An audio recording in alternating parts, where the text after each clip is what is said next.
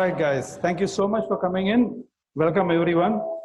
This is one of a kind digital, physical, as well as a webinar supply chain event that we have. Thanks for coming in.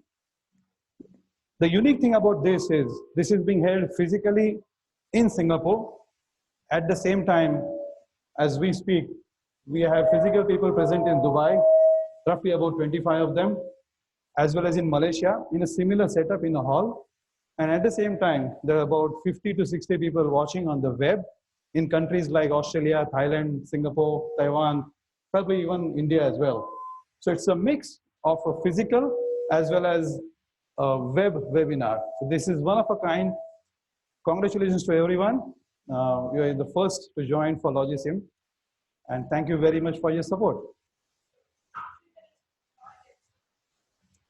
Sure. I would still continue, Steph.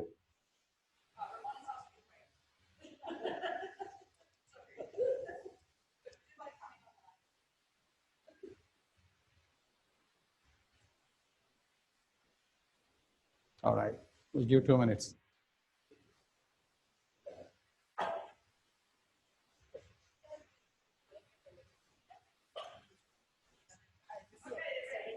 Thank you so much.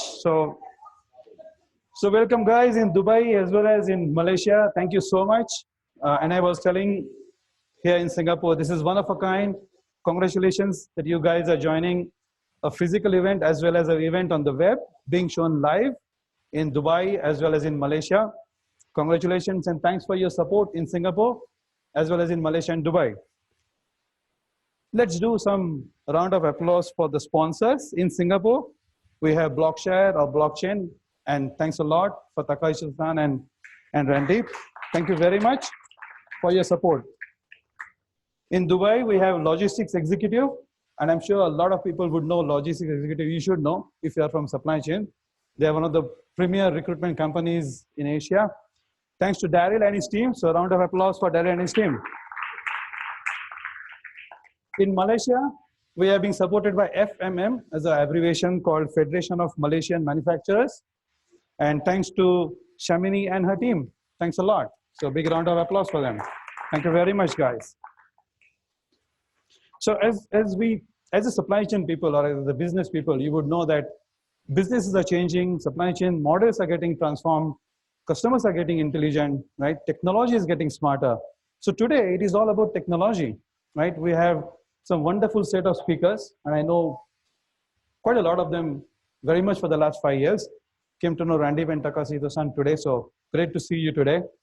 We'll talk about digitization, right? We'll talk about how to do certain things. We have 3 panels, and all the panel members are great speakers. We have one keynote address coming from SAP guys.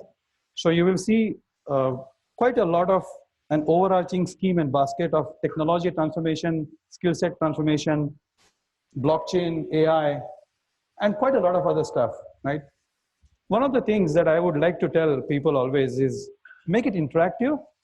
So there is an application called Slido, which every one of us can you log in and actually get the questions in, and Myla can manage the questions up to come on the screen. This is applicable for Malaysia as well as Dubai as well. So if you are sitting in Malaysia or Dubai, you can use Slido and you can put your questions there. So the questions can be seen on the screen and they can be answered. Not by me, by anyone else. Just kidding, anyone else, right? So make it very interactive. One of the things that I always do in such symposiums is at least I have kind of a I would say, an aim is I should collect at least a couple of business cards and meet people where the relationships are going to be long-term. And this is where LogiSYM comes into picture. And I remember when Steph and Ray had invited me in 2012, and I had a similar workshop, and today after 6-7 years, LogiSYM has grown into such a massive organization. We are running events in Dubai, we are running events in Singapore, Malaysia, and maybe next year we'll add a couple of more locations. So it will be about 5 to 6 events in a year for LogiSYM. So guys, thank you very much for coming in.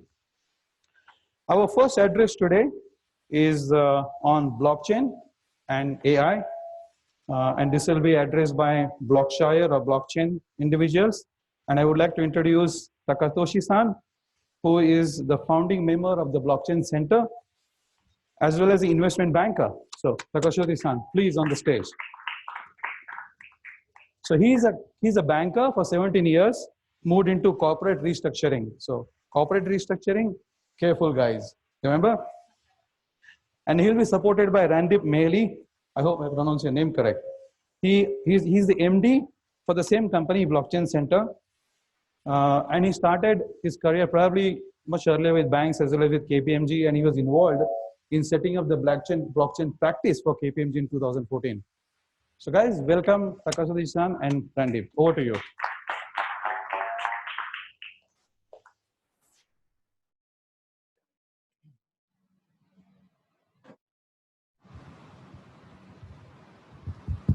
Hello. Okay, great. Hello, everybody. It's a great honor to sponsor this event and have an audience that is very interested in blockchain technology. I am the founder of the Blockchain Center.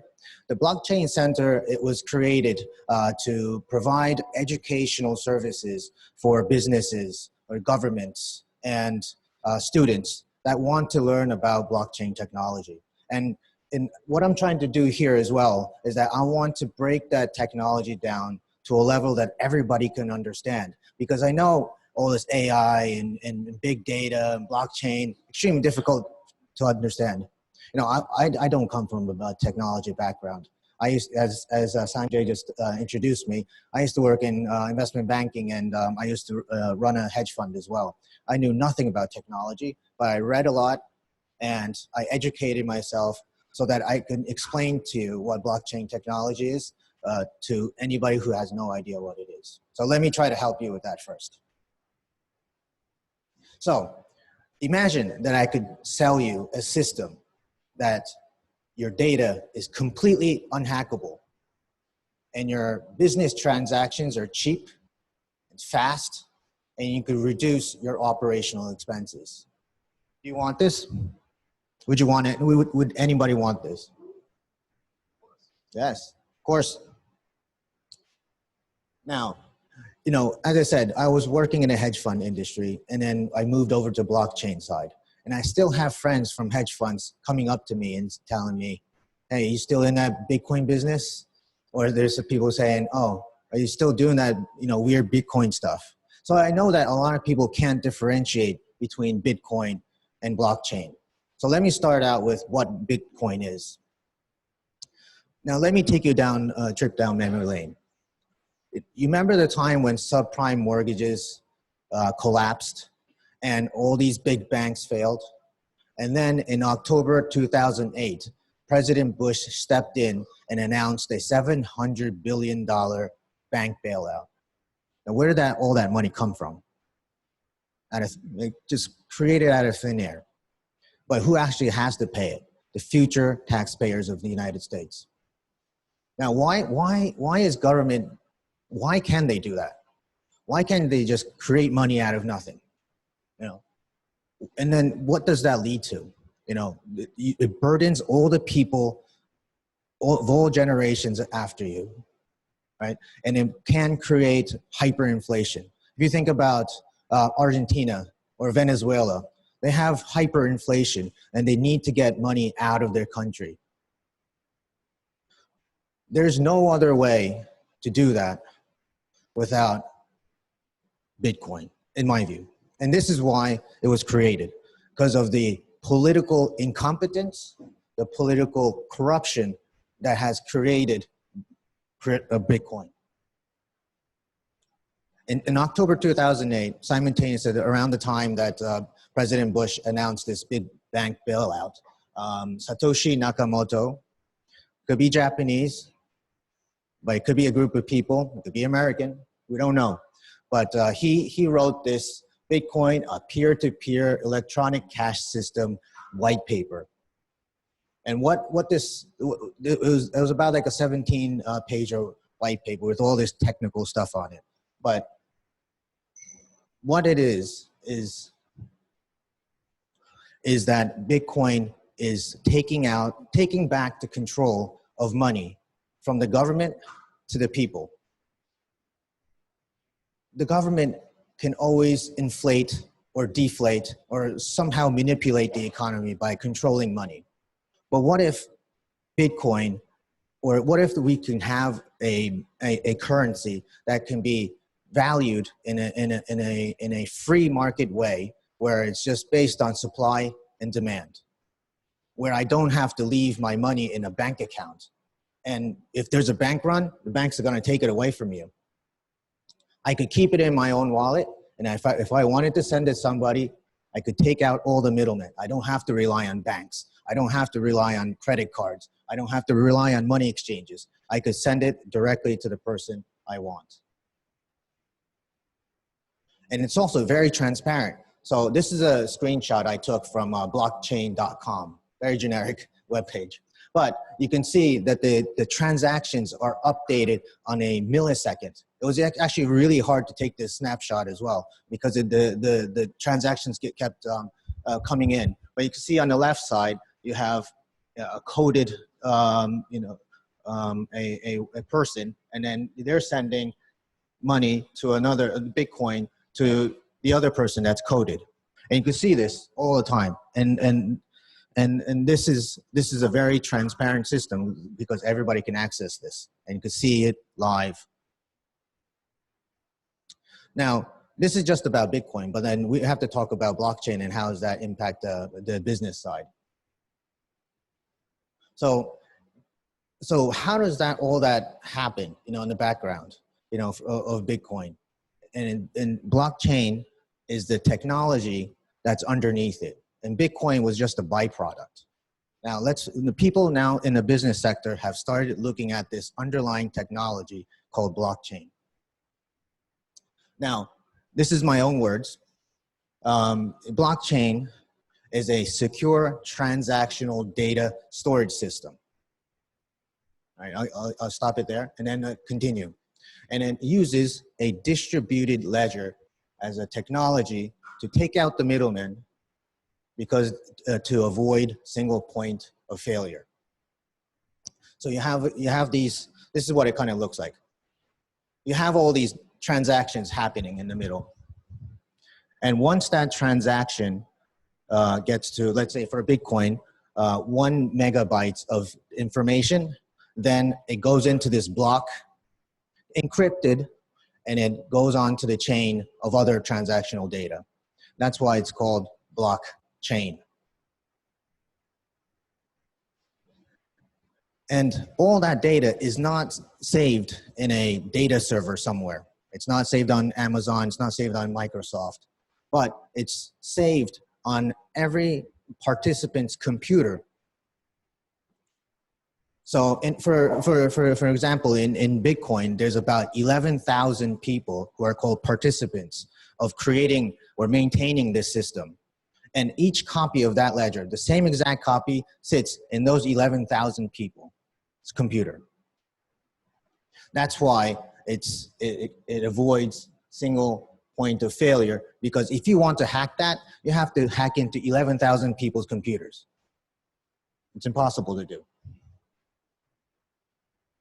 And this is how it works in the background. So let's say person A wants to send a transaction to the blockchain.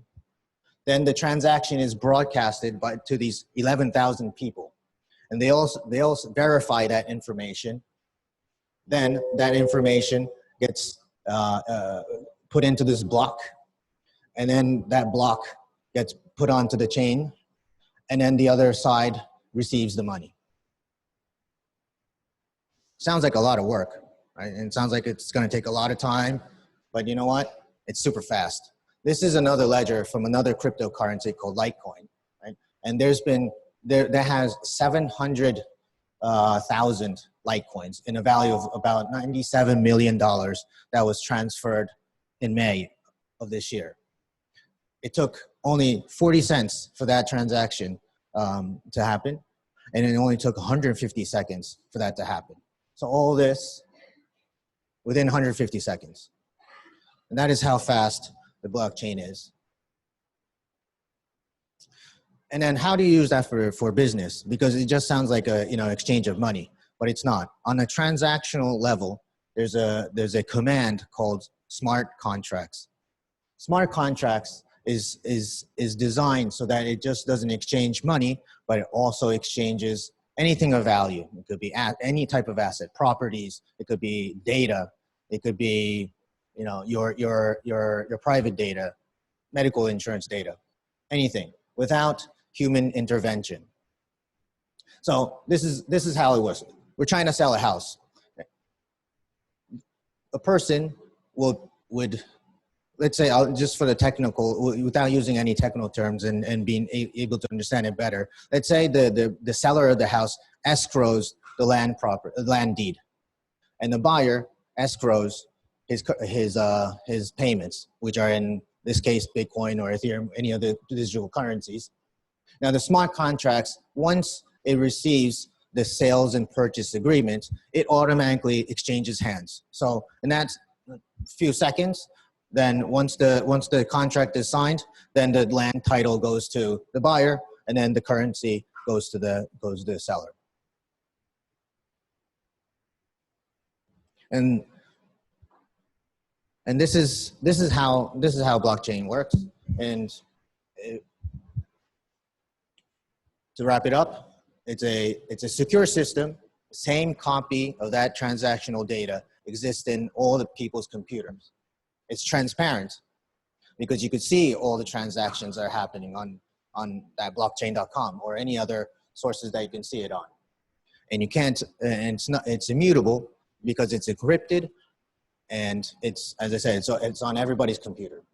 And you could trust it because there are no human interventions that could possibly lead to an error.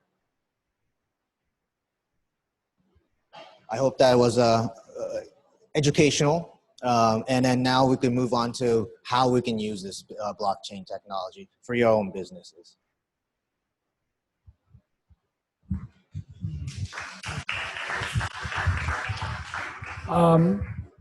Hi, everyone. Good afternoon.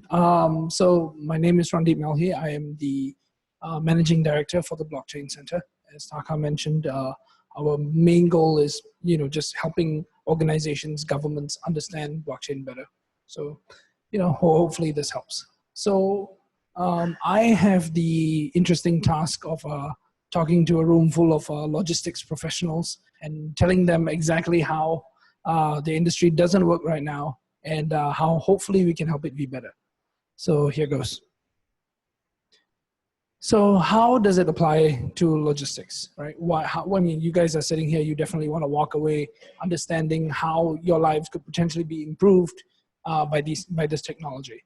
So to do that, first let's discuss, what the problems are that exist today. I'm sure you can add to this list, so feel free to flag me down later. So first, one of them is disputes. They say, every day is $140 billion tied up in disputes for payment just in the transportation industry. That's money that's sitting there, that's not doing anything, that's not earning interest, and that's a huge cost to all parties involved. I think for an average invoice, a company waits 42 days before receiving payment.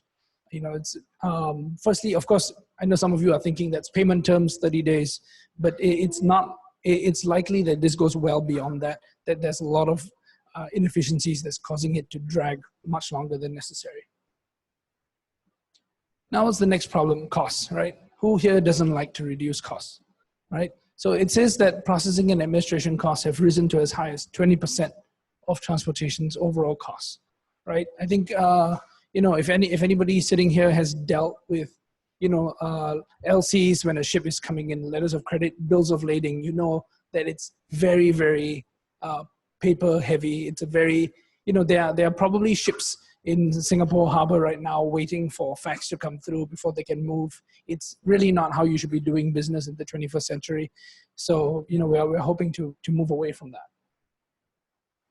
Now, there's attrition. This I found, as somebody who doesn't live in this world, I found this to be particularly startling. It says 8.5% of sensitive pharmaceutical shipments are basically discarded because of temperature deviations while they're being shipped, right? Which I think this can be applied to a lot of, I'm sure if you move food or other sensitive materials, that temperature deviations can be very, very costly.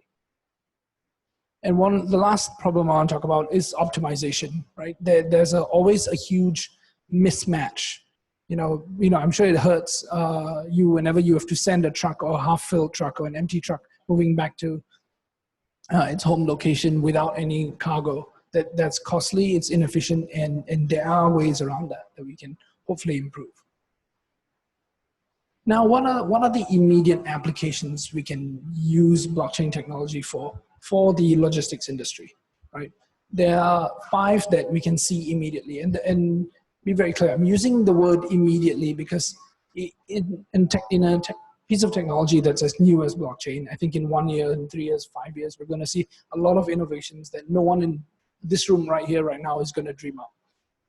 So immediate applications. First, recording. I think this is one of the causes of lots of the paperwork, right? The quantity and transfer of assets. They can be tracked using a blockchain in a way that no one can dispute, no one can change, and that will reduce paperwork dramatically.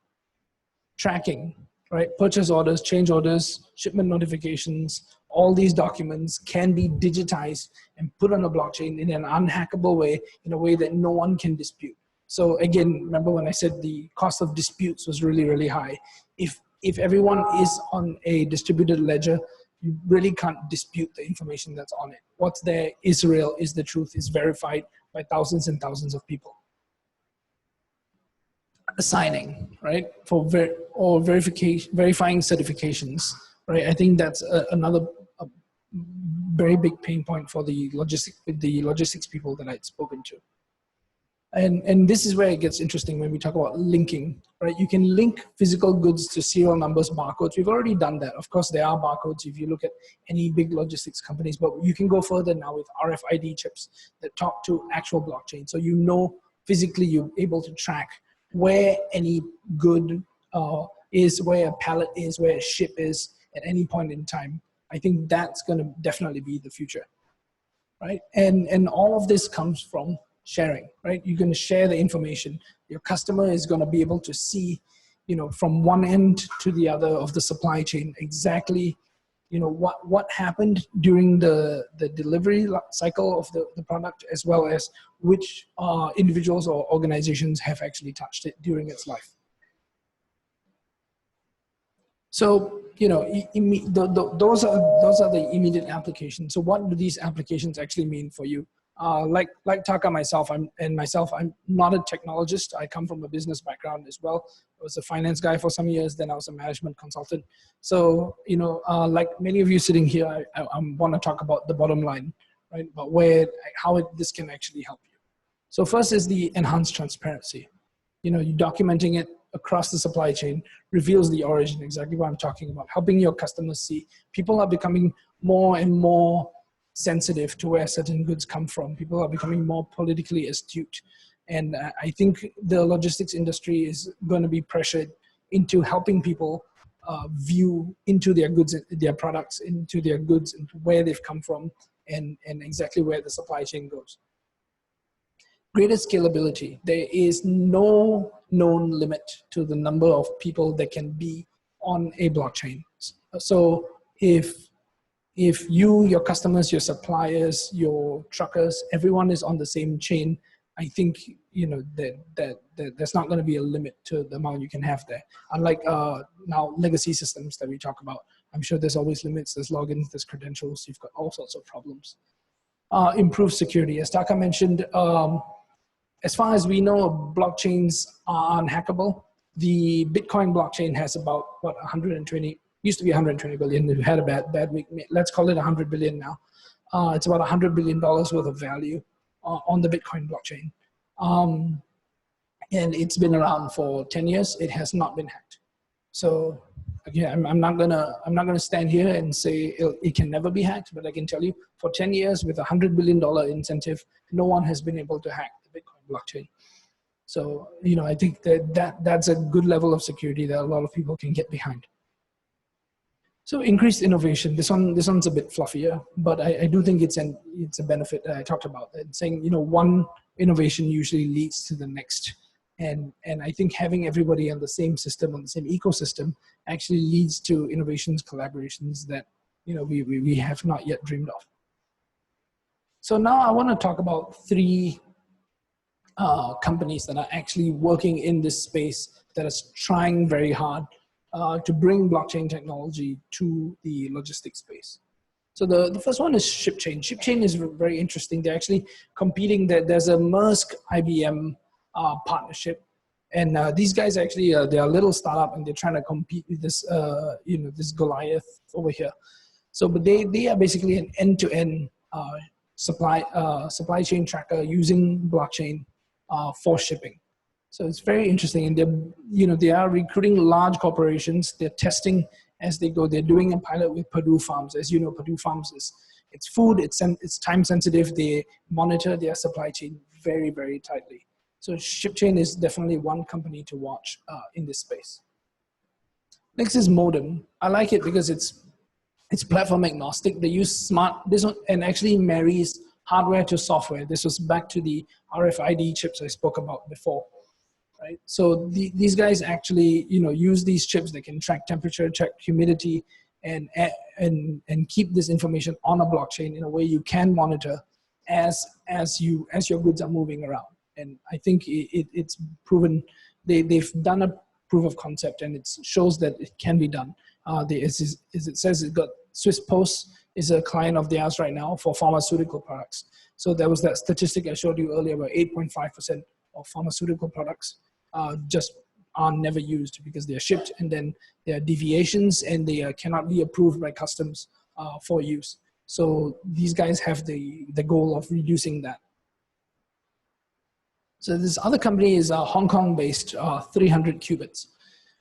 Their goal is to reduce cargo rollovers and no-shows, right? And I think right now they're still fairly new, but I like them. They're a young, spunky company.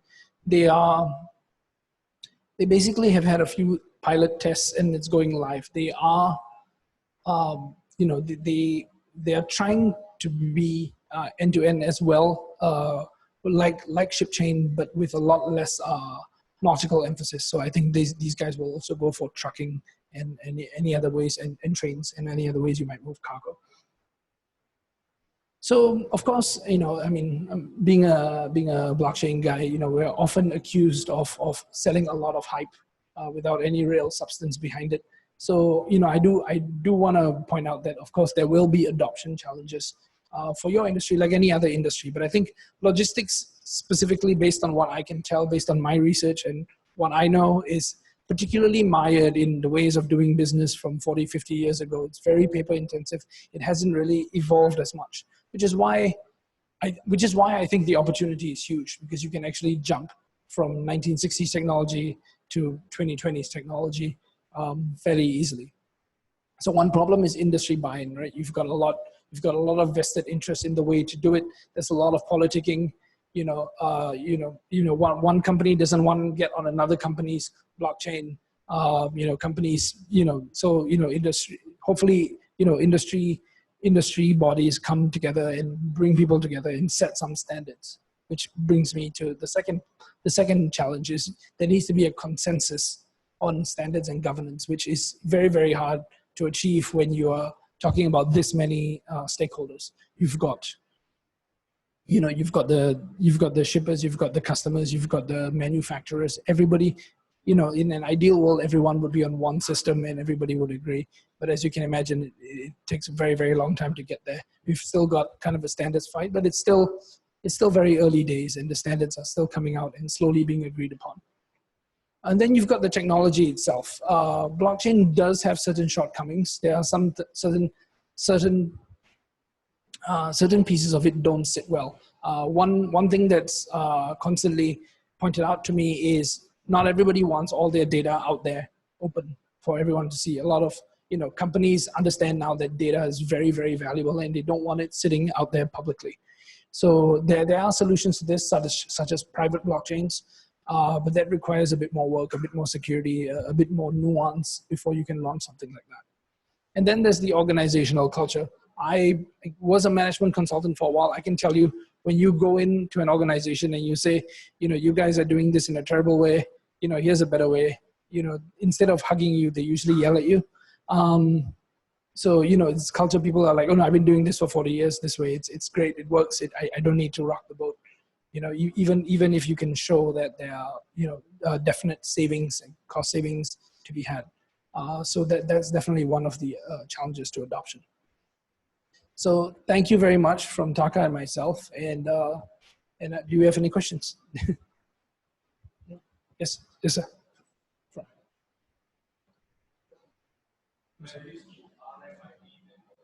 Hold on, I'm sorry. Yeah. Come on. Thank you. This thing. I'm trying to compare this blockchain concept or technology to the RFID concept. Mm-hmm. So my question is, how old is this concept or technology? Mm-hmm. And number two, at what stage of the curve is this at now? Okay, I can speculate in those two things. Firstly, with regards to RFID, I anticipate blockchain will work together with RFID. It's not really competing technology. The RFID data would go onto a blockchain. Remember, the blockchain is as Taka pointed out, it's an enhanced database. In the end of the day, that's all it is. So it can't replace your hardware, right? And how old is it? It's 10 years old. October 2008, as Taka pointed out, was when the white paper was released, Bitcoin was released, and that was the first use of blockchain technology. And where we are in the cycle, I think it's very, very early still. When I speak to blockchain people, it often says, if you want to compare this to the internet, now it's like 1995, 1996. It's still early, and we haven't really had the bust yet, hopefully.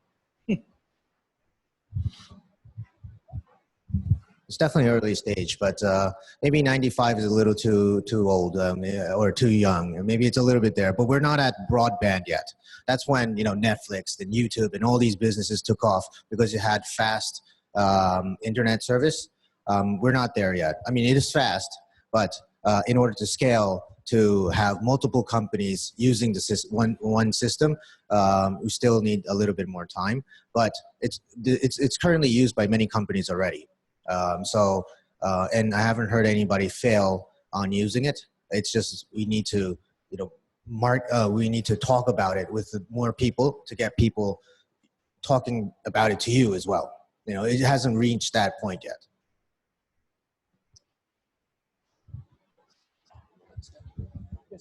Is it on? No. The concepts and benefits are very clear, but as a user, potential user, how do I start getting my head around the investments? And how do I calculate the sort of resources necessary to set up a structure like that? You're saying as an organization? As an organization, as a logistics organization, yeah, with multiple transactions, global transactions, shipping, transferring documents, LC, etc., etc. So this is something I've actually done, where I've helped large organizations do cost-benefit analysis for these large rollouts, right?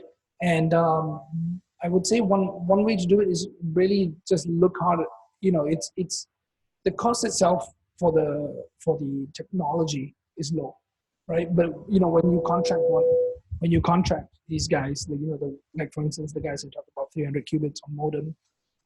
Of course, that comes with a cost. You need to buy into the system, and some of them require you to buy the tokens, actually. And so it's not a question I can stand here and answer without knowing more about your organization. But how you would do it is definitely, I would talk to the people who run your current systems, and help them. And so they are the ones who best understand how you would plug that into a blockchain, or even replace one or two pieces of it with blockchain technology. So that would be where I would start. With the systems administrators. As a CEO, that doesn't help me, because that tells me how long is a piece of string. Yeah. So, I mean, what's the entry cost that I should be thinking of? If I say, for example, I'm shipping 100 tons a day of cargo to 6 different destinations with, I don't know, $20 million a day of transactions. I mean, is it an investment of 100 million, 50 million? What's my entry point? Just to help me understand. Again, it really depends, because sorry about the feedback. It scales. It really does. So just a bit of context. When I first got into this space in 2014, I was in New York at the time, And what I was doing for 2 or 3 years was I was going up and down Wall Street with talking to the banks about blockchain technology, right? They were scared at the time, rightfully so, and they were just curious about it and wondering what to do with it. So we did a number of pilots, proof of concepts, and those usually cost between 2 and 5 million, probably a dozen resources. And that's a ballpark I can give you, but it really depends. Hi, I'm just going to share the questions around. We do actually have questions from Dubai and Malaysia and some from online. So we're just going to switch to the Slido and then we'll come back to the Singapore questions. The display in full screen. Yep. Okay, so we've got some questions coming up that says, when you say there is no human intervention, hence less error, but are the algorithms not managed by humans? Yes. So, yeah.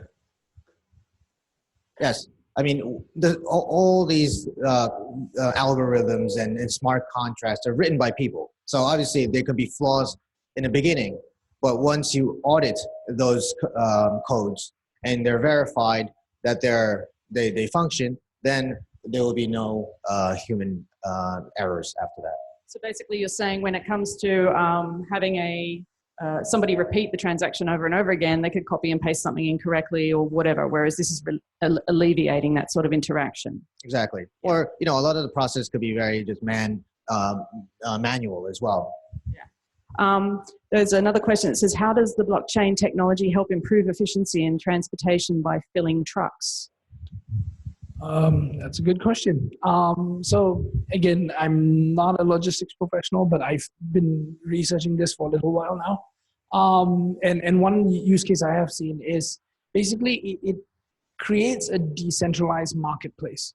So I would say that it creates a better, I know marketplaces already exist, but you can create a decentralized marketplace where nobody is incentivized to manipulate the data or to fake the demand or the supply. And I think with that, you're going to find that demand and supply match up a lot more efficiently than they do today. Is it going to be perfect? No, but I think the matching can be improved vastly, and that will fill up more trucks. Great. I think we'll take one more for online, and then we'll have one more here, and then I think we're out of time for questions. But so the next one here is, how many different blockchains exist today for the supply chain industry? We know Maersk has it. Do we know any other industry? Yeah. Yeah, yes. Yeah, there are several. And honestly, because it's a startup space, honestly, it's not a question I can answer because there are new ones are popping up every week. There are companies, lots and lots of startups are chasing this space. And in fact, you've got more specialized ones. You've got some companies just doing it specifically for like moving oil, and there are various specialties as well. So I would say I can't give you a number of how many exist today, but there will be an industry standard. I do foresee a convergence. As I said, we're still in the young experimentation period. There's going to be a lot of conversions. There's going to be industry standards, and eventually, hopefully there'll be one in the end. Yeah, I think all the industries struggle with standardization as well. It's not just the supply chain industry standard. Yeah, maybe if we could throw it to the floor. Hang on a second. Hello. Okay. Just a quick question about the private blockchain.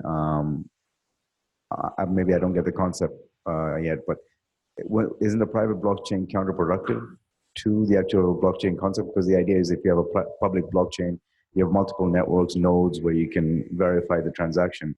And if it's private, then it's very limited. And then that also affects the speed at which the transactions can be validated.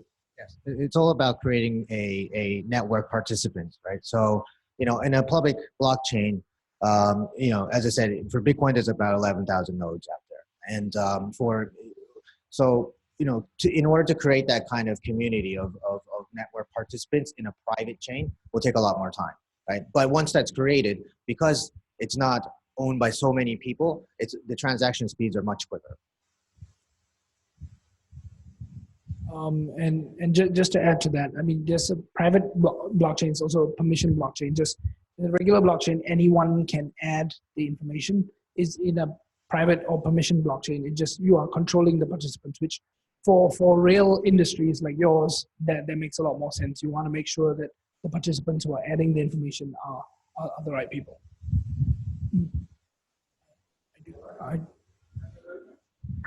Round of applause. Thank you. Thanks, Randy. Thanks, Takashi-san. So basically, couple of things. It's hack-proof, which is great, and it has a visibility end-to-end into the chain. There is one question you asked, is there a specific standard? Right now, actually, there is no specific standard. Thank you. I know DHL has for healthcare industry, for sure, because only 2 days back, I was sitting in a webinar for DHL in Europe on the phone, and I realized that they have a fabulous kind of a blockchain coming up. Maybe another 6 months time or 9 months, it will be very much there. And then Agility has started for chemical industry, that I know. Agility is working with one of the bankers here, and they are starting for the chemical industry. Now, there would be a specific, specific blockchains like blockchain for chemical, blockchain for healthcare. I don't know. It's not like an ERP, like ERP oil and gas, ERP manufacturing, ERP pharma. But there will be a standard that will come up eventually as people start getting, a bit deeper on that. Lovely. Thank you very much. The next session is a very interesting session, by the way, right? As you transform, as you're on the journey of transformation, what you should do or what you should not do. I know Stephanie Krishnan very well for the last 5 years. She sits on the LogiSYM Executive Committee, an academician by nature, by skill set, amazing individual, great supply chain domain knowledge, and also great humility. My pleasure to introduce Stephanie Krishnan.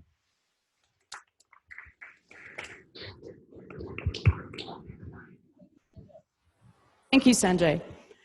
Before we go on and I introduce my panelists for our next discussion, I'd like to just address for those that are attending online and from Dubai and Malaysia, we have Slido, which is being used to ask questions. Now, the way that works is you go to sli.do, Slido, and you put in the participation code, which is 6685. From there, you're able to put in questions, and you're also able to view questions that are asked by other participants around the region. So if you look at those questions and you like the question, then you can vote on it. And because of time constraints, sometimes we're only limited in how many questions we can answer. So the questions that are at the top will be asked first. So the most popular questions. For those questions that are not addressed, we will take those questions and we will get them answered by either the speakers or the panelists and put those answers back out to you. So all questions will be answered. It just may not necessarily be live. Okay? So I hope that clarifies for the users in Dubai and Malaysia, as well as online, how to use the Slido. And we look forward to you working with us. This is the first time we're doing a multi-environment, multi-location event. And we are, there may be some errors, some technical issues with that, but hopefully we will be able to address those as we go. So bear with us. This is a learning event for us too.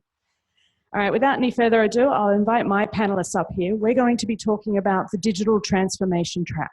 A lot of organizations are talking about DX and how we should be all, very excited about transforming. But there are obviously pitfalls that are going to happen as we go along that journey. So I've got some esteemed panelists who I'm calling up in alphabetical order, so there's no prejudice there. All right, so first up is Eric Van Steen. If you could join us on the stage. Eric has been a transformation lead for J&J. He's the supply chain director at Electrolux, where I originally met him, but he's also been a management consultant with Accenture. So he's bringing that depth of knowledge to this panel, and we look forward to your participation. Next, we have Peter Wern. Peter's joining us. He's the Managing Director for Green Tech. Now, Green Tech actually brings in great technologies from all over the world to Asia, and he focuses on innovation and sustainability as part of that. So thank you very much, Peter. We look forward to that. And last, and certainly the greatest, Vivian. Vivian Chong, I've known for a while. Vivian is with us from Transporian.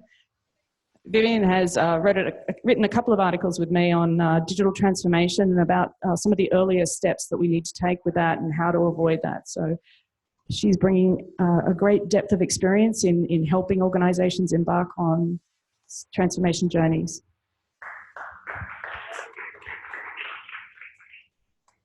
Fantastic. Now we're all kind of perched on the end of stools here, so that's fantastic.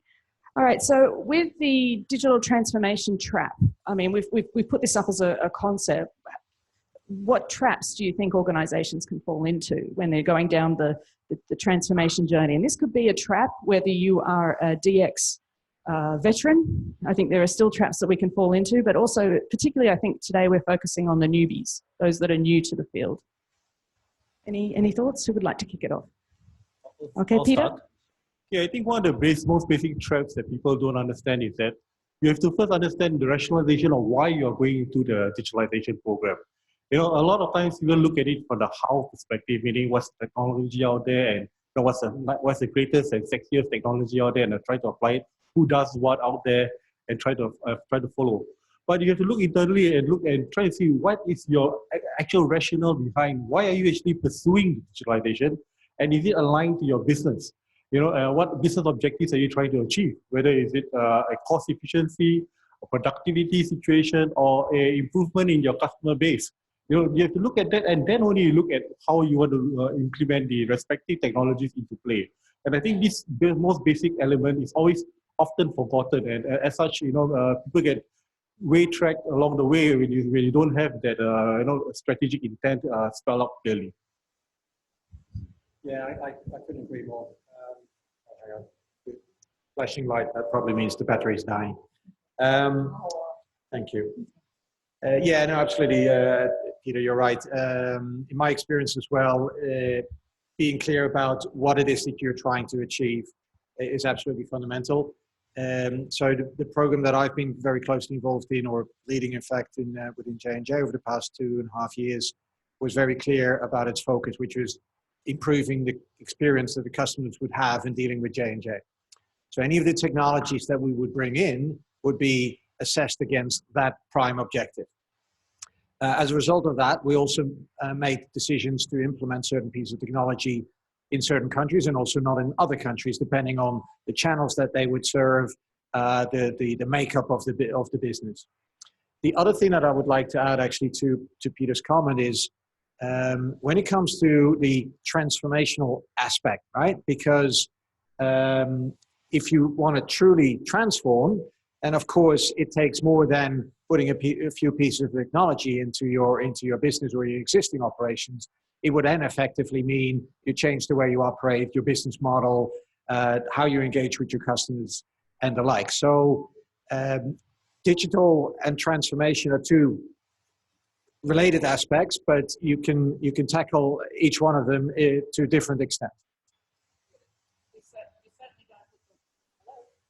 Take mine. Sorry. We certainly don't put the words together accidentally, that's for sure. All right. Now, when it comes to digital transformation, one of the things I heard there strongly was that you didn't necessarily have to do this across the whole organization. And this is something that Vivian and I have talked about a lot, is you don't need to eat the elephant all in one gulp. You know, you chew the elephant one bite at a time. You know, Vivian, do you think there's an approach that organizations can take? Or, I mean, you do pilot testing and things like that in small parts.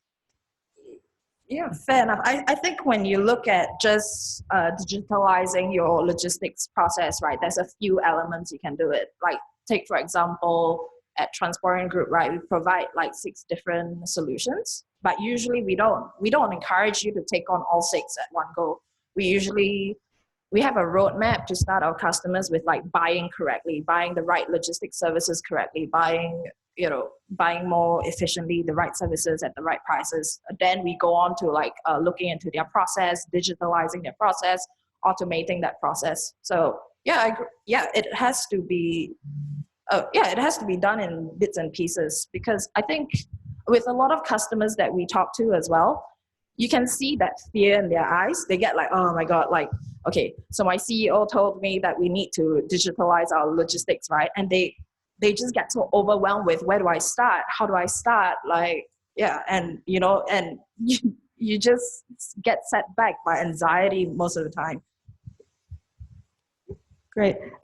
We've got a very pertinent question that's come in from the audience, and it says, how do we convince the C-level or the managers above us that digital transformation is necessary? Is there an argument that suggests that there's a sense of urgency about it? Or how do you make that argument up the organization, where they just might look at it as, this is another cost. I've already invested in a mainframe, or I've already invested in technology already.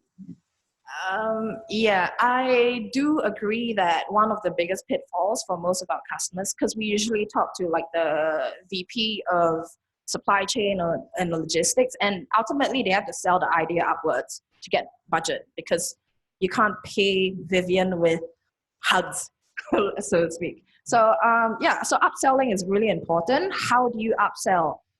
Usually your service, your potential solution provider will have some things in their bags, such as we can draw up an ROI plan for you.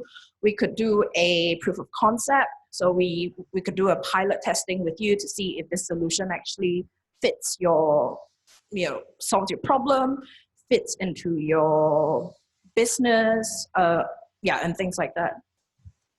So the pilot test helps provide the evidence needed to the higher ups. Yeah.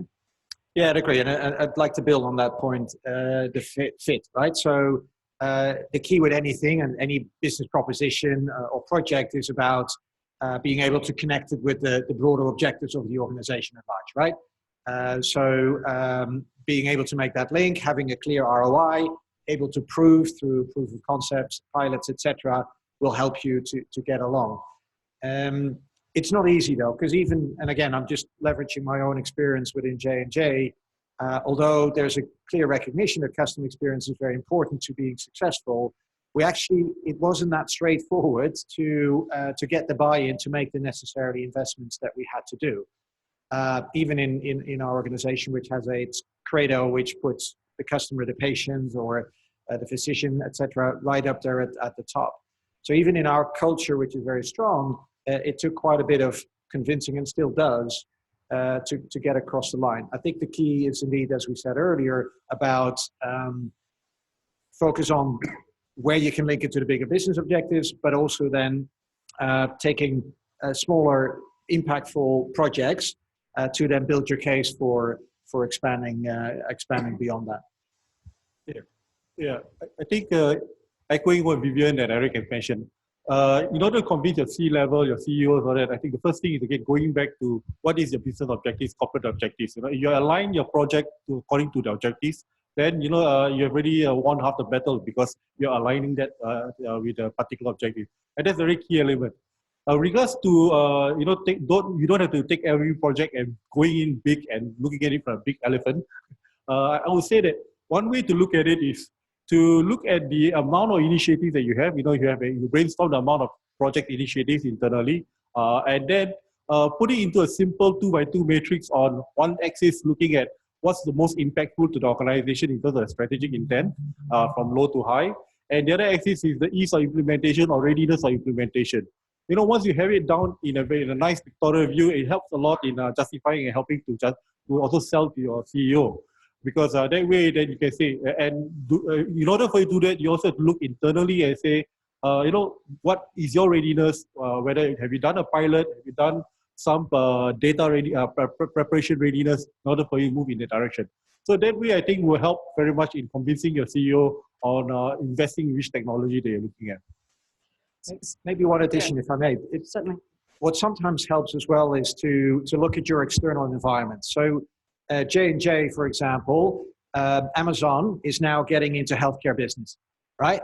And they tend to be a big player very quickly in any business they decide to get into.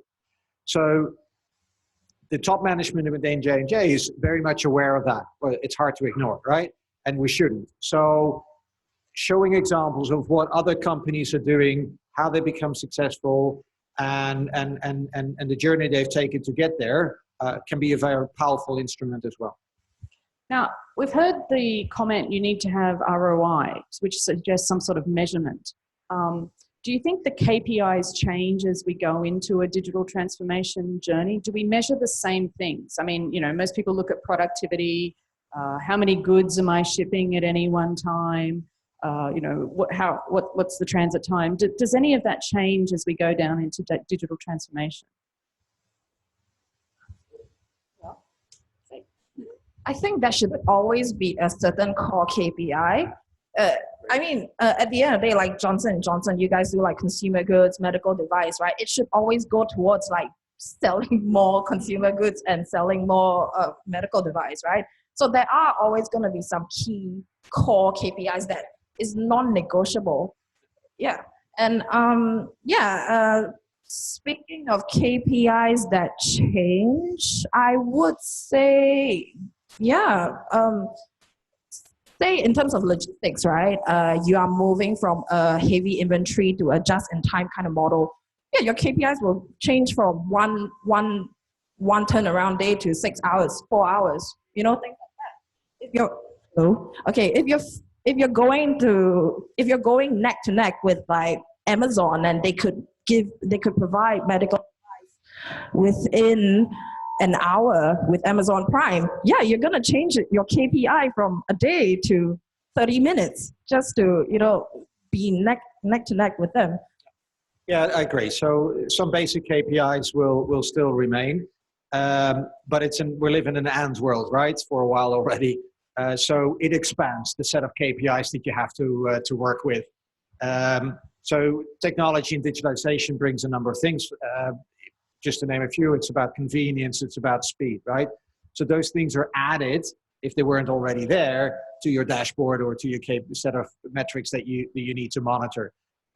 Customer experience, again, in our example, whether it's the NPS score or whether we measure ease, or whatever it is that customers are ultimately looking for, those are the things that you're going to be adding, and digital is just one other way of achieving that, which has its own metrics, but it still leverages most of the core KPIs that you would expect in any business.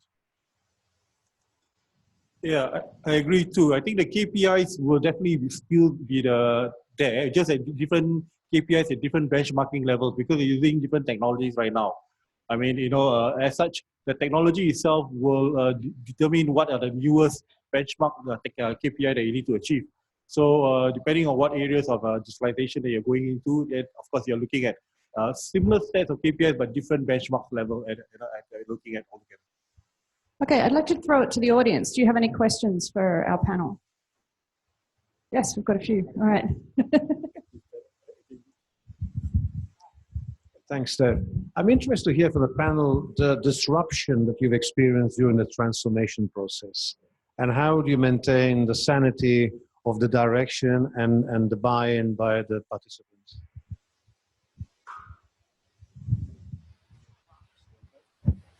Yeah, I'm trying to think. The amount, so our digital transformation has been less about a digital transformation than it is about transforming the customer experience. And we use digital to get there. Whether that's right or wrong is another debate, but at least it's a start of our journey, and that's a good thing. In terms of disruption, yes, things will change. I mean, we're starting with very basic things like making a portal where customers can place orders and check order status available to our medical device customers. Small thing, right? Nothing, no rocket science by any means, but it's new to our world. Does that cause disruption? To some degree, yes, because we're still building the uptake. Over time, as we attract more and more customers into that space, then absolutely the role of the customer service agent will start to change, and that will become quite dramatic and significant, because they become less of an order taker, but they become more of a collaborator, and they're becoming the problem-solving specialist, right? Which is a very different role and has their very different skills from answering a phone call and writing down 5 or 10 or 100 product codes into an SAP system. So I think in our case, the disruption element, because so we're early in that journey, is still to come. And we're now in the process of preparing ourselves for that. Does it affect the type of skills that people then need? Yeah, and is that something that needs to be addressed? Peter, perhaps, do you have a comment? Yeah, I think good question, Joe. And the fact that many times when you look at the digitalization, you look at the technology per se, but what's most often forgotten is actually, besides the technology, you also need people, talent, manpower resources. Are they skilled in the right level? Are they skilled adequately to run the thing? And it's not only I group the two groups of people as in two key areas. One is the inputters, the people who provide the data, okay, as you put it into the system, and the other is people who receive the data and how they're receiving it. So it's the two sets of people. And if you don't include that in your program of digitalization, then you may get a very nice, sexy portal, but the person who reads that doesn't understand how to use it, or person who puts information in doesn't know how to put information in.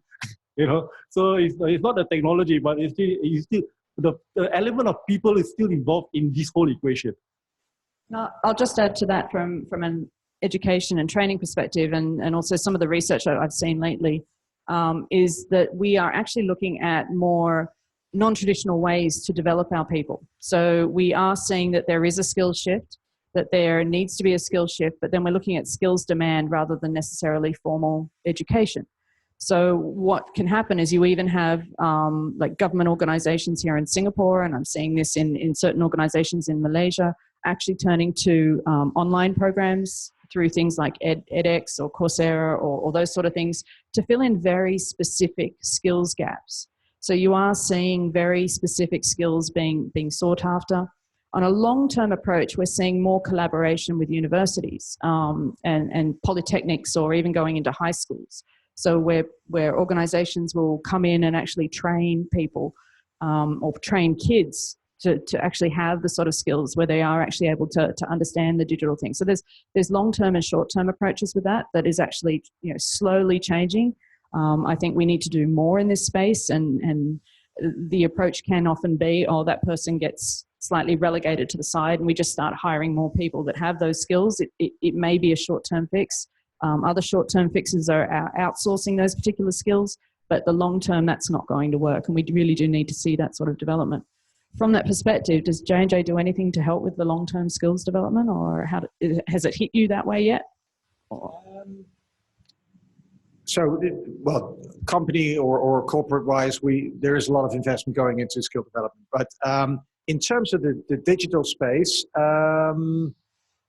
the area that I'm focused on, we're just getting into that process. In fact, we're rolling out it's a global training, but we're rolling it out across APAC in the first quarter of next year to start addressing some of the skills gaps that exist. Not necessarily focused on the digital aspect, but it's part of that overall education program. I think the other thing that we have done, and again, it's early days, we changed the organization structure. Back to your point, organization structure change is very important, by creating what we call an enablement function in each of the customer service organizations that we have in all of the markets across the region. They're focused on training, they're focused on performance management, they're focused on process standardization and optimization, and there's the systems component as well. So a dedicated group of people pulled out of the operational context, which has a dedicated focus on lifting the capabilities within the core team. We just started literally 3 months ago, but I'm quite positive and hopeful about the results we can achieve with that. I think that's important in terms of the top down as well as the bottom up, ensuring the buy-in. Just to take a question from the one that's got quite a number of votes in the Slido is, how do companies know where to start on the journey? Which department do you suggest should start first? Finance, supply chain, manufacturing? The age-old question.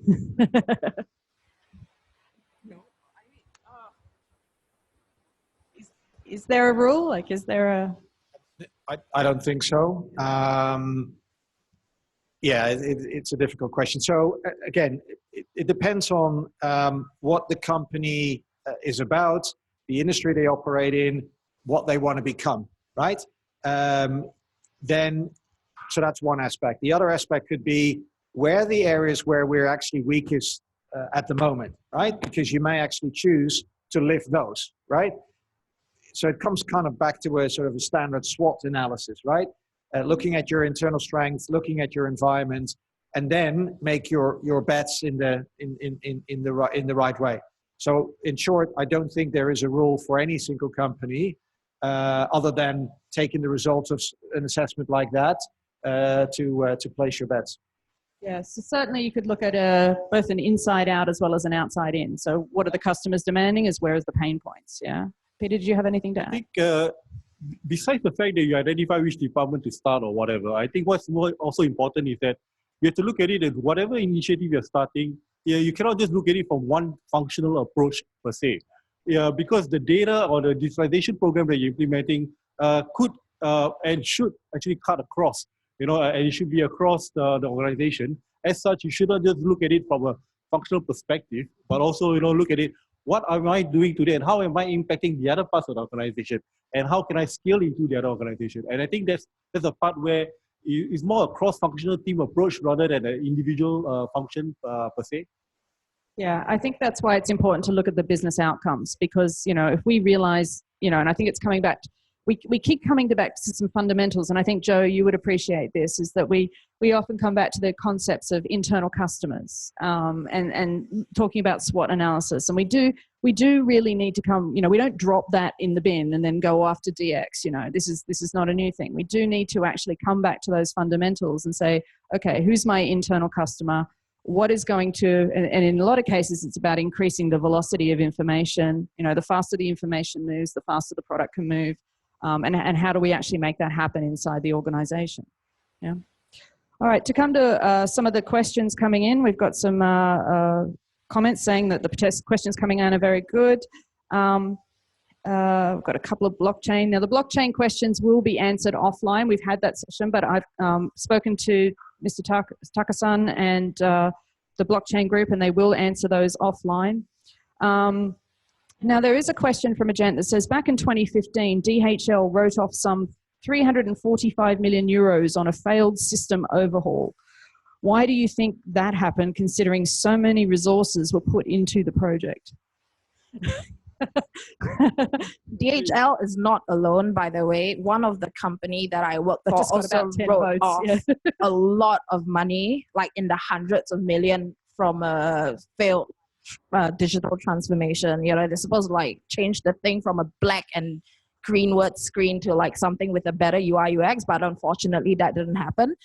Yeah, why did that happen? Why do projects fail then? I mean, let's not attack DHL. I mean, everybody, as we just pointed out, this happens to everyone. Hello. But yeah, why do projects fail? What gets in the way? Got a good chuckle here. Good. Sorry, can I just? I think back in the day, because we don't have software as a solution isn't that prevalent.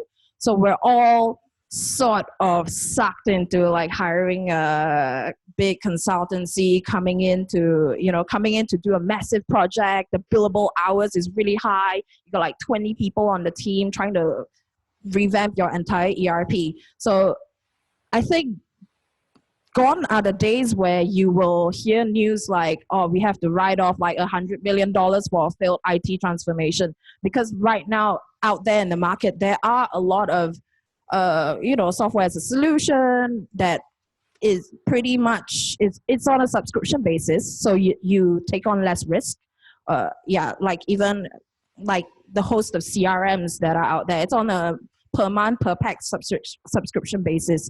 Yes, I think you have to put in a bit of integration cost, if you want to, or customization cost, but that is peanuts compared to, a massive ERP transformation. So yeah, I would say we are in a better position to take on IT transformation or digital transformation projects because the risk is a lot lower these days. So one of the arguments could be use software as a service. Yeah. But I think there's quite a few factors here, right? Yeah. So Peter, you would say? I think technology, like what was mentioned earlier on, technology has changed quite a fair bit over the last 20 years. And going back to what it used to be a software that you put in on a client server basis or even a standalone PC basis to software as a service, platform as a service, and whatever as a service today. And now even to the one that earlier session on Bitcoin or even on blockchain technology. I think, again, whatever the technology is, you have to relate back to see, one is that is the technology today mature enough, stable enough for your purpose and needs of your organization. And you look at it also to look not only in terms of the maturity of the technology and the stability, but also look at it for the scalability of the technology. If you want to grow your business from a 1Z, 2Zs to 100 over orders to Amazon-like orders, then you have to look at systems that are different in scale and nature. So, and as such, the adoption of technology will depend on where you want to grow your business to, and you relate it back to the use of the technology. And again, yes, technology today is definitely much more affordable than in the past, but at the same time, there are many new technologies that are coming on board. You have to see what is the latest and greatest. You don't jump into the thing until it's very, until you're sure that technology is there to stay for a while, at least within the time frame of your investment. If technology change after 18 months, then good luck to your technology. It may be bigger than DHL. Yeah, we're going to have some good interaction in a minute. Just a quick comment. So yeah, I'm not a fan, and I haven't been for a while, of sort of these big system overhauls, particularly if they're global. There is simply too much legacy from a system point of view, from a process point of view, from a people point of view, that there's too much resistance from that to overcome. Many companies have tried, including ours, and stopped, well, at the right time. Some later than others, and they often paid the price. So I'm not a big fan. To your point, I think technology is moving so fast now, and I don't think anybody can really guess or place a bet in saying this is going to be the platform for the next 10, 15, 20 years. So I'm a proponent of leaving the legacy probably as much as possible as it is, but then look for very specific digital interventions where it makes sense, again, based on where you're going as a company, how do you service your customers, how you drive profitability in your organization, and then make those investments, if possible, on the base of the platforms that already exist, ERP or otherwise, and do those in small chunks rather than this company-wide global overhaul. I think they're typically doomed to fail. And we have a question. Yeah, no, I was just I'm not defending DHL, but I think this is project management 101, right? I think a lot of projects are conceived with people sitting in meeting rooms and they think it's a good idea and let's execute it. But what rarely happens is they don't talk to the people on the ground who are actually affected by this. And they're not told what the story is and how this change can be an improvement to what they do and how it takes the company objectives forward. And I think if that key change management is not done and their input is not taken into the project, regardless of what solution you use, it is going to fail because ultimately they have to drive it forward.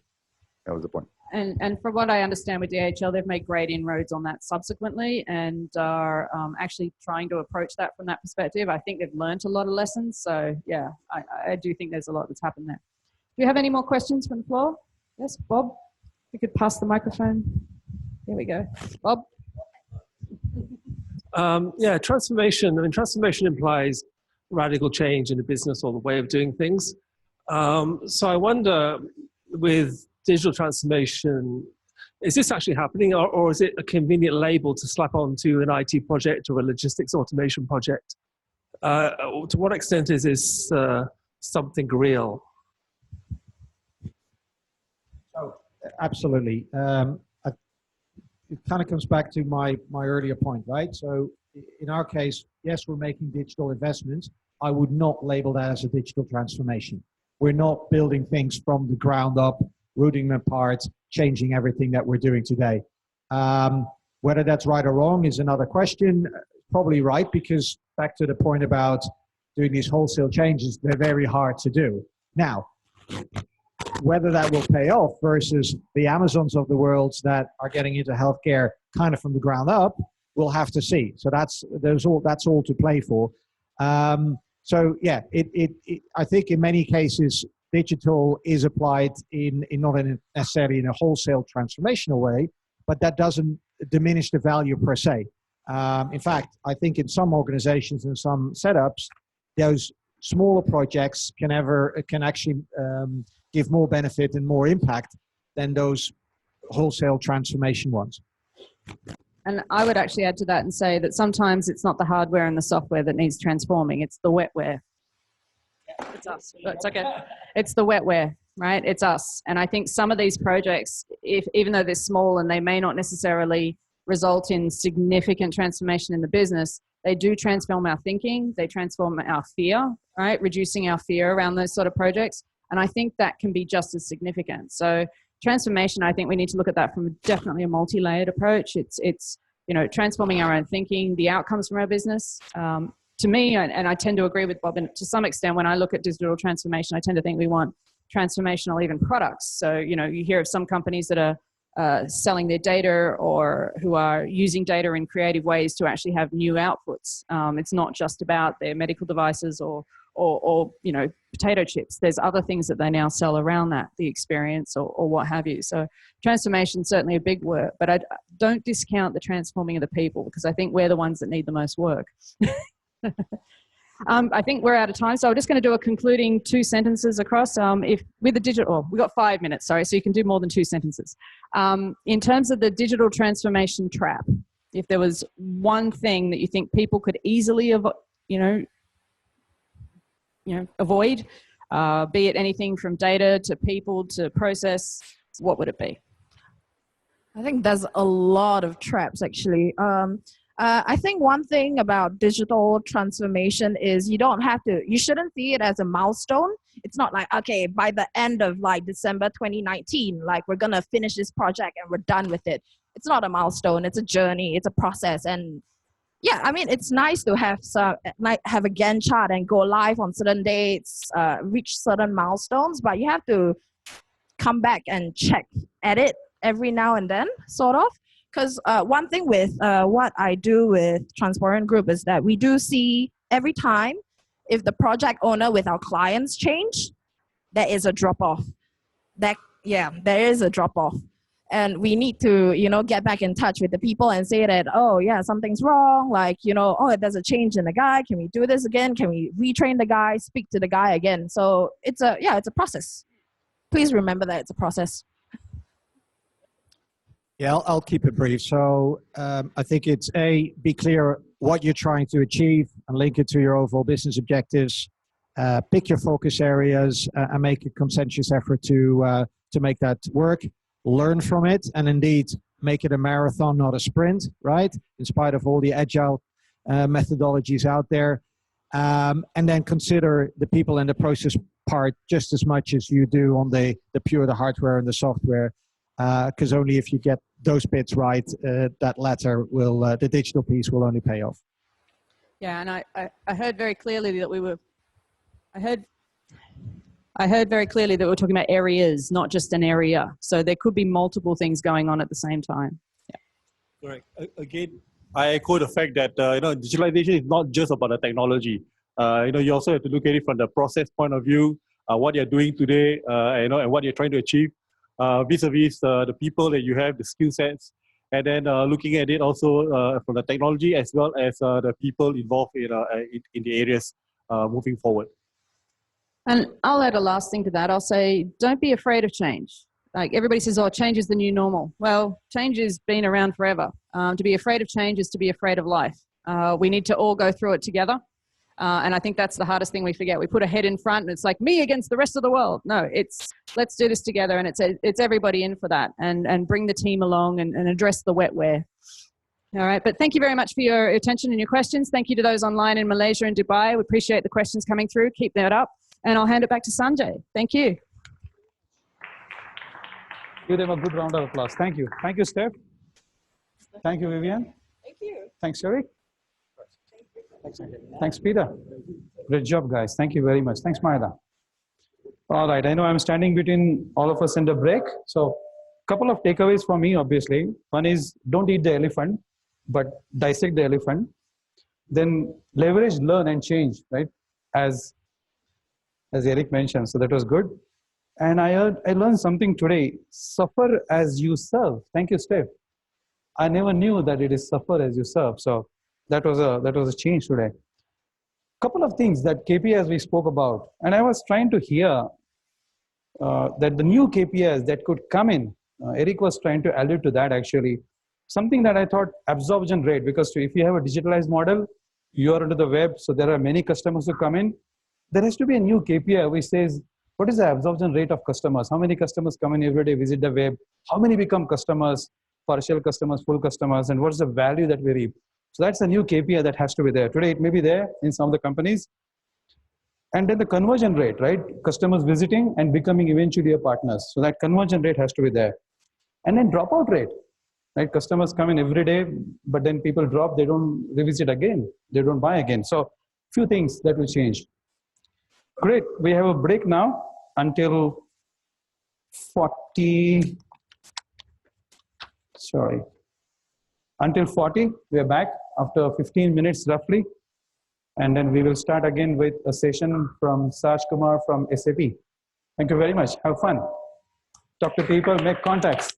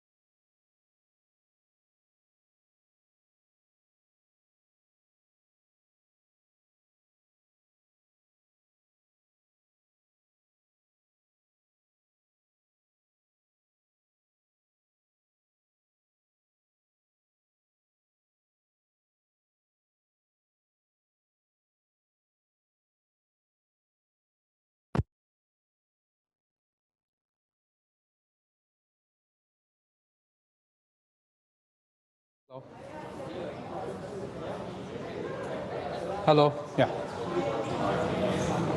Good afternoon, everyone. Couple of minutes. We'll start in a few minutes, guys.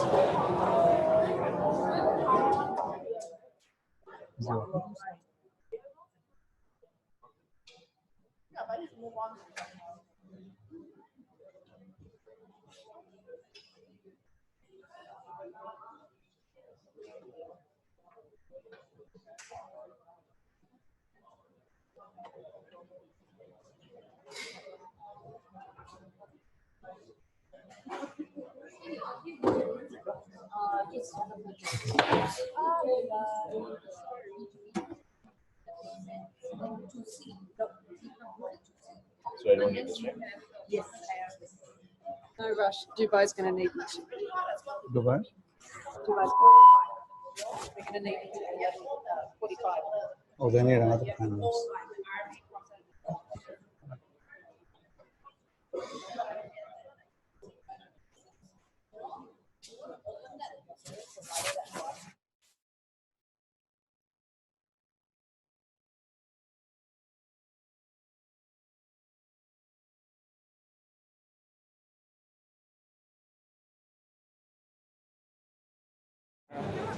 Let's get everybody back in the room. They're doing a lot of chit chat.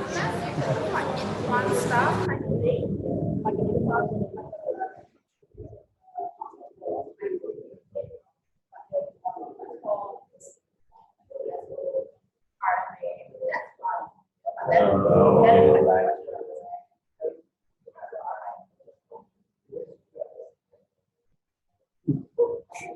This is fine.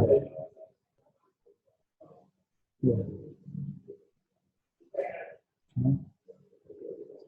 Okay. Cool.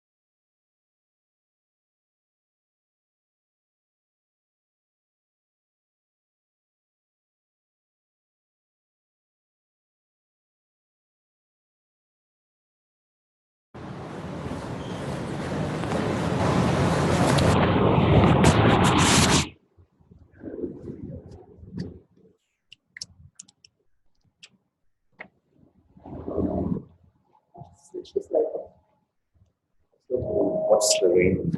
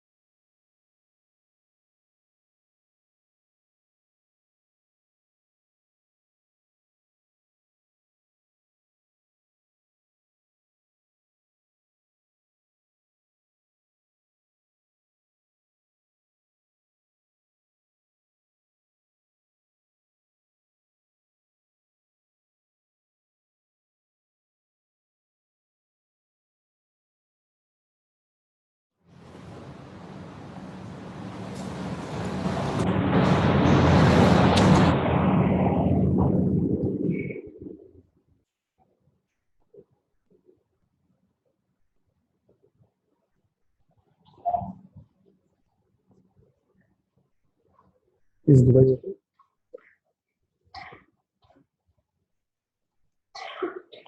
waiting for the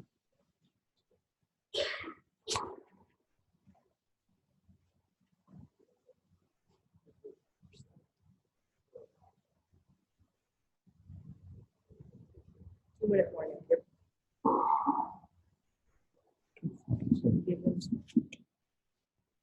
Okay, guys, good afternoon. Thank you very much for coming back. We have Dubai as well as Malaysia back on track. I hope the break was okay and the food was good. So thank you very much, Taka-san, for providing the food and the break. Thank you very much.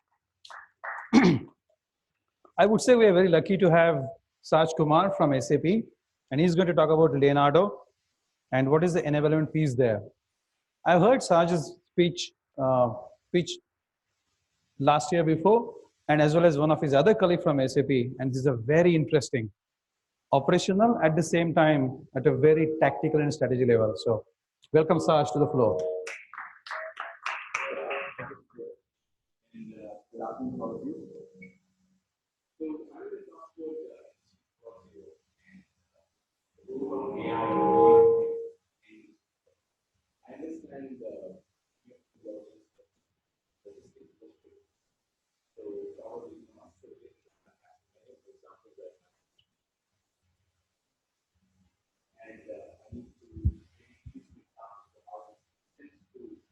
To logistics.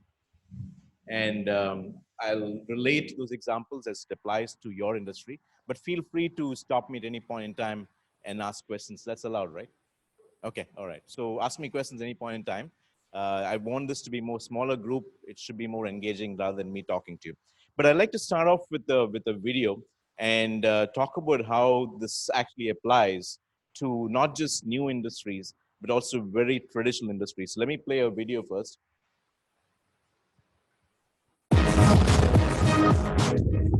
From kitchens to ramen restaurants, people of all ages enjoy ramen noodles in the heart of Japan and beyond. I like to eat ramen most after work when I'm hungry.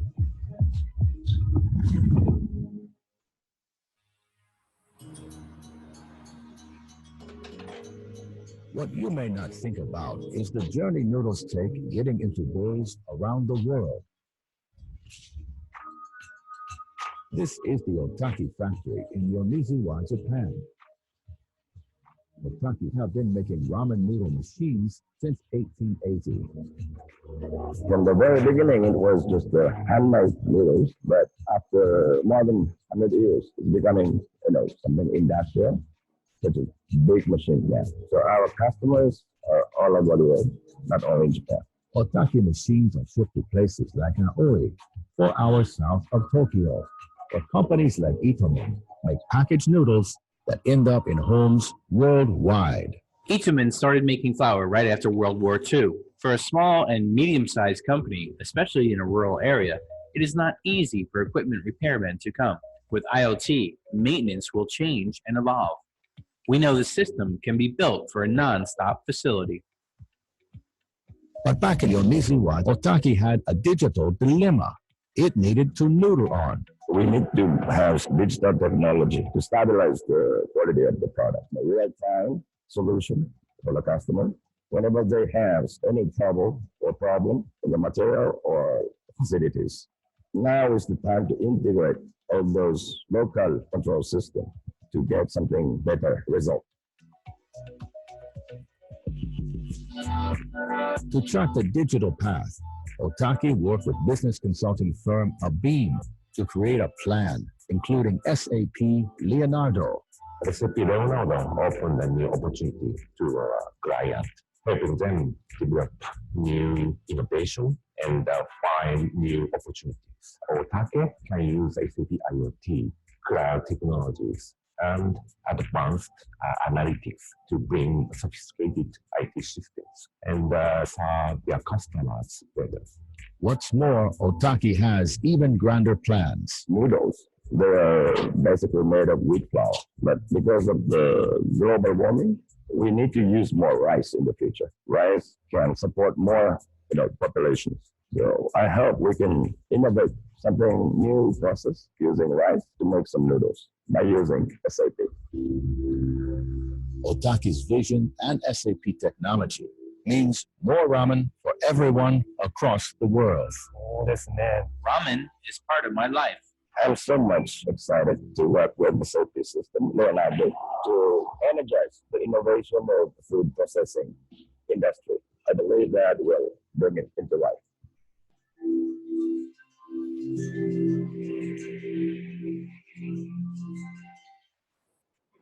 Was a very traditional industry like noodle manufacturing, where they want to use technology like IoT and also machine learning to connect to their end customers who make noodles and help predict when the machines would fail, provide the proactive guidance, but also moving to a new business model that he didn't talk about, where you would move from not just selling the equipment, but moving to providing the equipment as a service. So in future, you could vision a model where Otake would get paid on every ton of noodles that's produced in the machines, as opposed to spending capex and buying equipment. They could be moving to an opex model where it's based on consumption that they would get paid, which means that they have to provide 99.9% service level in terms of making sure the lines run on time, also being able to monitor remotely how machines are working, and also provide what is a monthly billing in terms of utilization.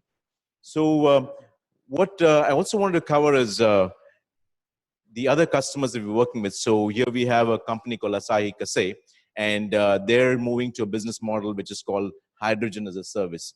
So all of these new business models are only possible through technologies that are available today, which are IoT, machine learning, etc. So in this particular case, Asahi Kasei is a very traditional manufacturing company. They make chemicals, probably about 70 years old, but they started moving towards building hydrogen plants. And the reason why they're building hydrogen plants is because hydrogen is an alternate source of fuel. So it competes with solar and wind and other sources of fuel.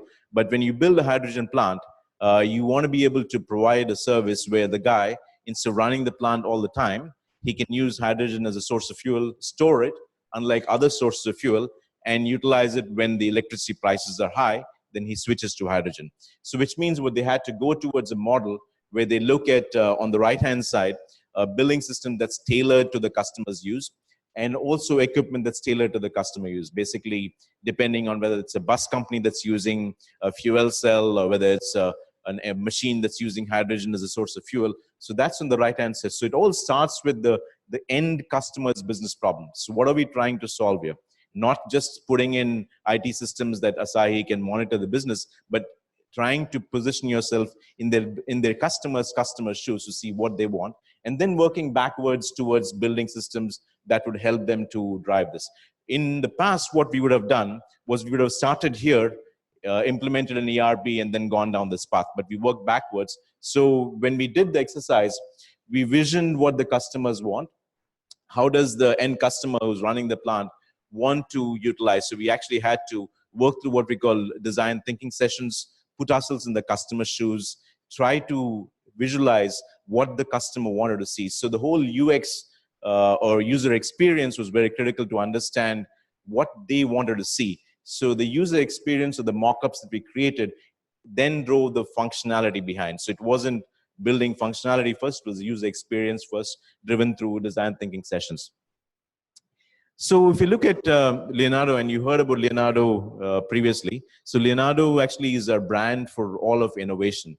And when we look at all these new technologies, so all of these are running on SAP's Leonardo platform. So machine learning, blockchain, IoT, analytics, big data, data intelligence, all of them running on platform. And we are now an open SAP in the sense that we are running on open source. We have our technologies, plus we support open source. We run on what we call hyperscale providers. So whether it's Azure or AWS or GCP. So we run on multiple cloud providers. All of this is driven through a cloud. We work through the engagement model. If you look at ideation, rapid prototyping, so 14 to 16-week prototypes, which is what we did in the case of Asahi Kasei, and then building the business case and then rolling it out. So this is how the engagement works for Leonardo. Very different from the traditional SAP engagement, where the longer implementation cycles, we're looking at typically about 3 months engagement. So let's look at how we drive machine learning, since that's the topic that I want to cover today. And obviously, there's a lot of hype in the market around AI. But are we at a point where it is mature? Is technology at a point where industries can consume machine learning or AI? As an individual, all of us today in the room are using AI in some form. And if you are using a smart device, whether it's an Apple device or a Google device, you're using Google Assistant or Siri in some form.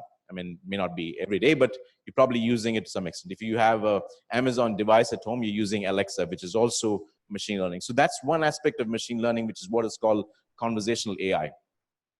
If you're using Gmail, you're also using machine learning, because Gmail today auto composes or gives you suggestions in terms of replies when it receives a message saying, do you want to pick one of three options? If you may have seen that in the last 6 to 9 months, they've started introducing that, where it actually parses the text and proposes a reply or a couple of options for you to pick from. So it is widely used in the consumer space. Image recognition, image processing is also widely used.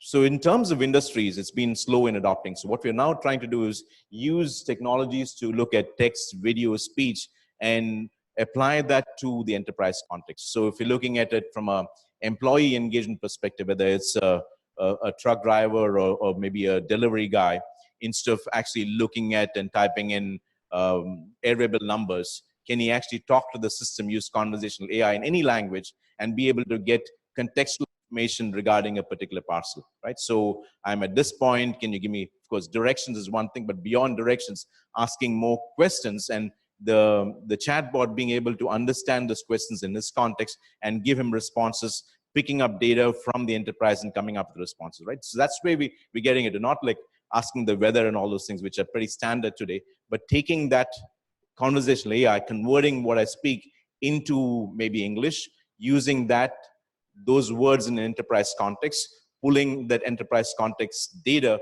from multiple systems and composing an answer that makes sense to the end user. So that's where we're getting to in terms of AI. In terms of image processing, again, I'll give you examples of what we're doing with that with one of our customers in Brazil. So the way AI works today, as opposed to what many of us may have studied in college. I'm quite old. When I went to school maybe 30 years ago, all of us did learn AI. Maybe if you did a course on Lisp, AI is not new. AI has been around since 1960s. But at that point in time, it was very rule-based.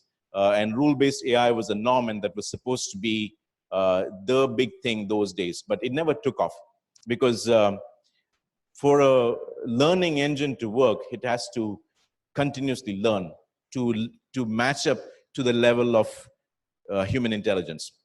So we are at a point where we have what is called deep learning engines that are able to do continuous learning, or what is in technical terms called reinforced learning. It all started with the deep learning project that started off with the DeepMind company taken over by Google. Many of you probably heard of the Go engine that beat the best Go player in the world. And it's now reached a point where all the Go players, the best players, have said there is no way they can beat that engine, because what it's now doing, it's actually playing against itself and learning on the go, right? So that way it's reached a point where you can't compete. But there are good and bad things about AI. I'm not getting to get into the ethical issues of AI, but what we are seeing is that most of the engines we have today are what we call narrow AI, which means that this particular engine that plays Go can only play Go. It can't do anything else. So it's configured in such a way that the deep learning engine works in one way. So what we're now trying to get into is broad AI, where you can apply the same technology, where it auto learns what it needs to do and then tries to give you some answers, or tries to come up with some intelligence in terms of solving a problem. So that's what we're getting into. So we're trying to look at things like cash application and ERP, which is one example of what we're doing, invoice processing, profile matching. So a lot of the activities that are done today, typically in shared services centers, whether it's a HR shared service, a procurement shared service, or an IT shared service, all of these shared services functions that exist today in most companies are well defined or well structured, which means that the person who's doing the job from 9 to 5 has a very structured way of doing that task. As long as those tasks are very structured, the jobs can be automated. Right? So which is where we're heading towards in finance. The person's job is to look at invoices against incoming bank payments. All that guy does is tries to match invoices against incoming payments to see if there's any mismatch. If 5 invoices have been sent out, you got 1 payment, or you sent invoice in Sing dollars, you got payment in some of the currency. Those are things that they try to do. Those jobs can be automated. Right? So in future, we're seeing a lot of those activities which involve matching and activities that can be done through AI will be automated. And we will see that happening, especially in shared services in the next 2 to 3 years. A lot of the activities will be automated. IT service desks will be automated. So a lot of the activities that you do in terms of talking to maybe HR, applying for leave, or asking your shared service to send you a letter for something, or a customer writing to a company asking for information about a particular product, calling maybe DHL asking for the status of an area bill. Those things do not or will not need a human in the future, right? So what are we doing in terms of AI in Industry 4.0? And Industry 4.0, as you know, is a term that was coined in Germany maybe about 8 to 10 years ago to reinvent manufacturing. And they looked at it as the 4th industrial revolution, moving from steam, electricity, automation to where we are today. So there's a lot of confusion about the term for those of you in manufacturing. Many companies or many bodies still think that plant automation or putting sensors and everything itself is Industry 4.0. But Industry 4.0 is not that. Today, it is all about data. What can you do with the data that you get from manufacturing, whether it's traditional sensor data or new sensor data, and how do you convert that into something that makes sense for a person in the plant? So we broke it down into basically 3 areas that I look at. One is, can you predict quality? Right? So can you look at the operating parameters of a plant and see what the quality would be for a given output, whether it's a company making cookies or a company making industrial equipment. So can you use AI to look at the data that's coming in and come up with a prediction on quality? The second is predictive maintenance, which has been talked about a lot in the last few years. Can you look at maintenance work today, which today is repetitive, or it is reactive, which means that you have a set of tasks that the person does on a daily basis, or he reacts to ad hoc requests where something has to be fixed. Can you flip that around and say, you don't go to maintain a machine unless the system tells you that something is going to fail in the next week or 2 weeks. And that's when you trigger a maintenance activity, right? So those are things that we see will happen more and more in the future, where maintenance becomes, whether it's maintaining a truck or maintaining a very complex piece of equipment in a refinery. The last one is probably more complex, which is what we call predictive operations, is getting all the data from a manufacturing plant and being able to predict, looking at all the data, and then trying to predict what is the parameter. If I have thousands of signals coming in, what is a single signal or multiple, couple of signals that is actually going to cause a certain event in the plant? So this is, again, an area where we're looking at in terms of using the big data that's coming from the plant and trying to use AI to solve this particular problem. I'll pause here and maybe ask if you have any questions. I can take some questions at this point. Yeah.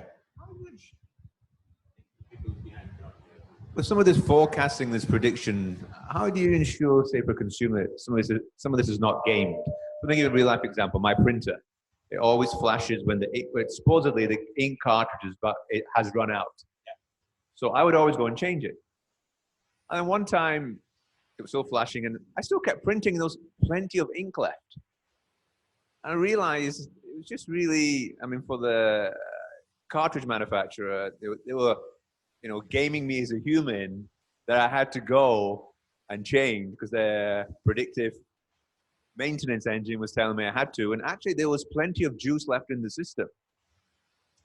That is a That is a business problem because it's triggered in such a way that even if there's ink left, it still alerts you.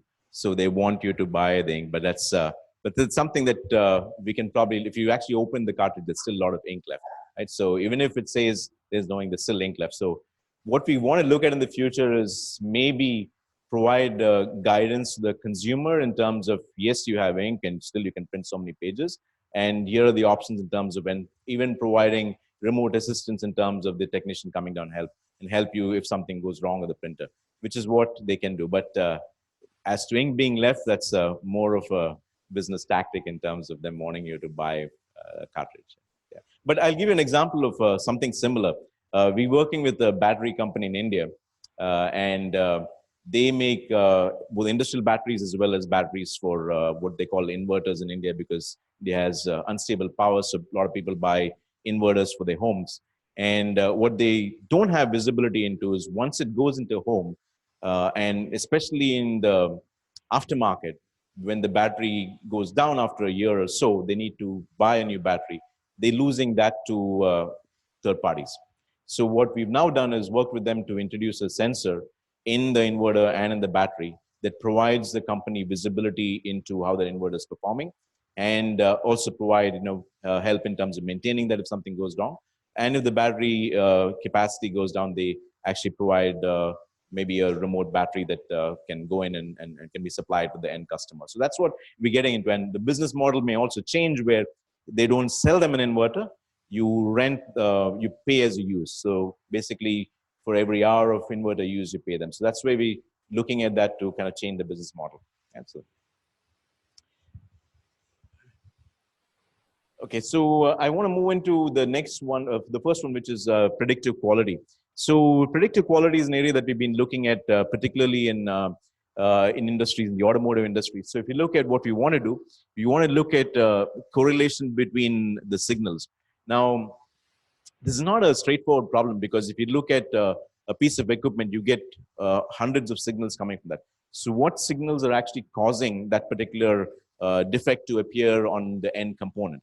So then, of course, you got to look at outliers, then build the model for quality, and also continuously improve on it, predict the optimal inputs. So based on the quality that they're getting, what should be the ideal input parameters? What should be the conditions at which you would set the equipment so that you get the best possible quality?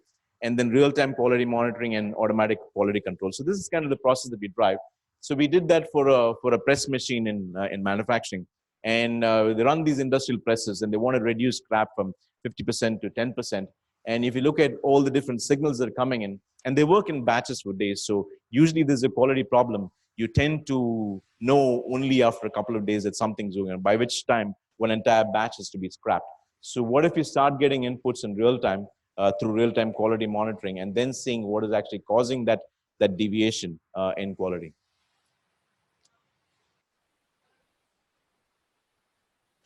Hello, they've got a question online that's basically saying, with all this quality monitoring and things like that, doesn't that basically depend on third-party equipment, or third parties actually capturing and making as much data available as possible? Don't you have legacy systems and things like that? Is there issues with collecting data there? Okay, I think that's two questions. One is whether it's third parties who actually maintain the equipment. Yes, that is true. So in fact, for instance, if you're looking at rotating equipment, SKF that makes the bearings for some of these equipment, they do bearing monitoring remotely. In fact, they provide guidance in terms of, based on the parameters of the bearing, they tell you whether the shaft is aligned properly, whether the foundation bolts are weak. They can give you various parameters based on bearing data. So what we can also do is extract the same information from the sensor and provide guidance using similar models. So while there are parties who are trying to take the data and create a new business model, the end owner of the equipment can also insist, because the data belongs to them. We can use the same data to come up with models. And the second question was, it was talking about legacy equipment. Like, not all legacy equipment can be plugged into the. That is a challenge. So what we are seeing is, of course, we go to old plants, you find equipments connected through control systems, which you can extract. Some equipments do not have any sensor data. So we do work with sensor vendors who can actually tap in to do simple things like vibration, monitoring certain parameters, we can pull the data out. So we do work with sensor vendors to get that kind of data out from equipment. So that's I think that problem is being addressed more and more. So I don't see that as a big challenge moving forward. So that's one. So here you see anomaly detection happening. So the anomaly detection actually is a machine learning algorithm that looks at how all these multiple data points coming in and tries to detect anomalies in terms of the data points that are causing defect. And it doesn't have to be something that you specify or you identify that these are the 10 data points. You can feed it any number of data points and it detects anomalies, and then it corrects itself as it moves along, because it may start giving you some false positives saying that the quality is not going to be okay 2 days from now, but you'll have to then, it learns on its own saying, okay, that was a false positive. So the particular anomaly detected was not correct. So the second one is predictive maintenance, where we're looking at, as I said, maintenance activities that are typically done as repeated activities. So how do you actually use the machine learning model to come up with a score based on the remaining useful life for a piece of equipment? So this is where we start training the engine based on different types of equipment. Now, like I said before, deep learning is still a very narrow problem. It's a very narrow AI problem. So predictive maintenance also today is a very narrow problem. So a piece of equipment, whether it's a pump or a compressor, whatever equipment you have, or a vehicle, the way it behaves in one location for a given type of service, as opposed to how it behaves in another type of location, is very different. So you don't have a model, a black box model that says, okay, I can predict equipment A here, and the same model will work for equipment B somewhere else. So it still requires you to tune it. You still require some level of machine learning experts' help, like a data scientist, to come in to analyze, to fine-tune the model before you can actually use it. So we haven't reached the point where you can actually plug and play these things yet, right? So that's still a phase where ML needs to get to a point where you have these automatic models that can be configured and run on the fly. We can do simple things like vibration. We can do simple things like condition monitoring, which has been done. But if you want to get into true machine learning, that's still a very narrow art that still requires domain expertise, as well as domain in the sense the maintenance technician giving you inputs, as well as the data scientists tuning the model. So here's where we get into, when we build the model, taking in new algorithms, failure predictions. So what would be the failure given the past history of the failure, taking the root cause analysis from maintenance history, and then coming up with when will this fail. The second one at the bottom is what we call anomaly detection, taking in all these multiple inputs, saying, I detect an anomaly here, which means that something could happen to the equipment, right? So that's where you come up with, both of these will give you what is called an equipment score. And then you manage the model in terms of taking the data, inputs from the maintenance guy, and continuously improving the model as we move along. Right. So I'd like to give you a play video now with what work we did with a company called Trenitalia in Italy.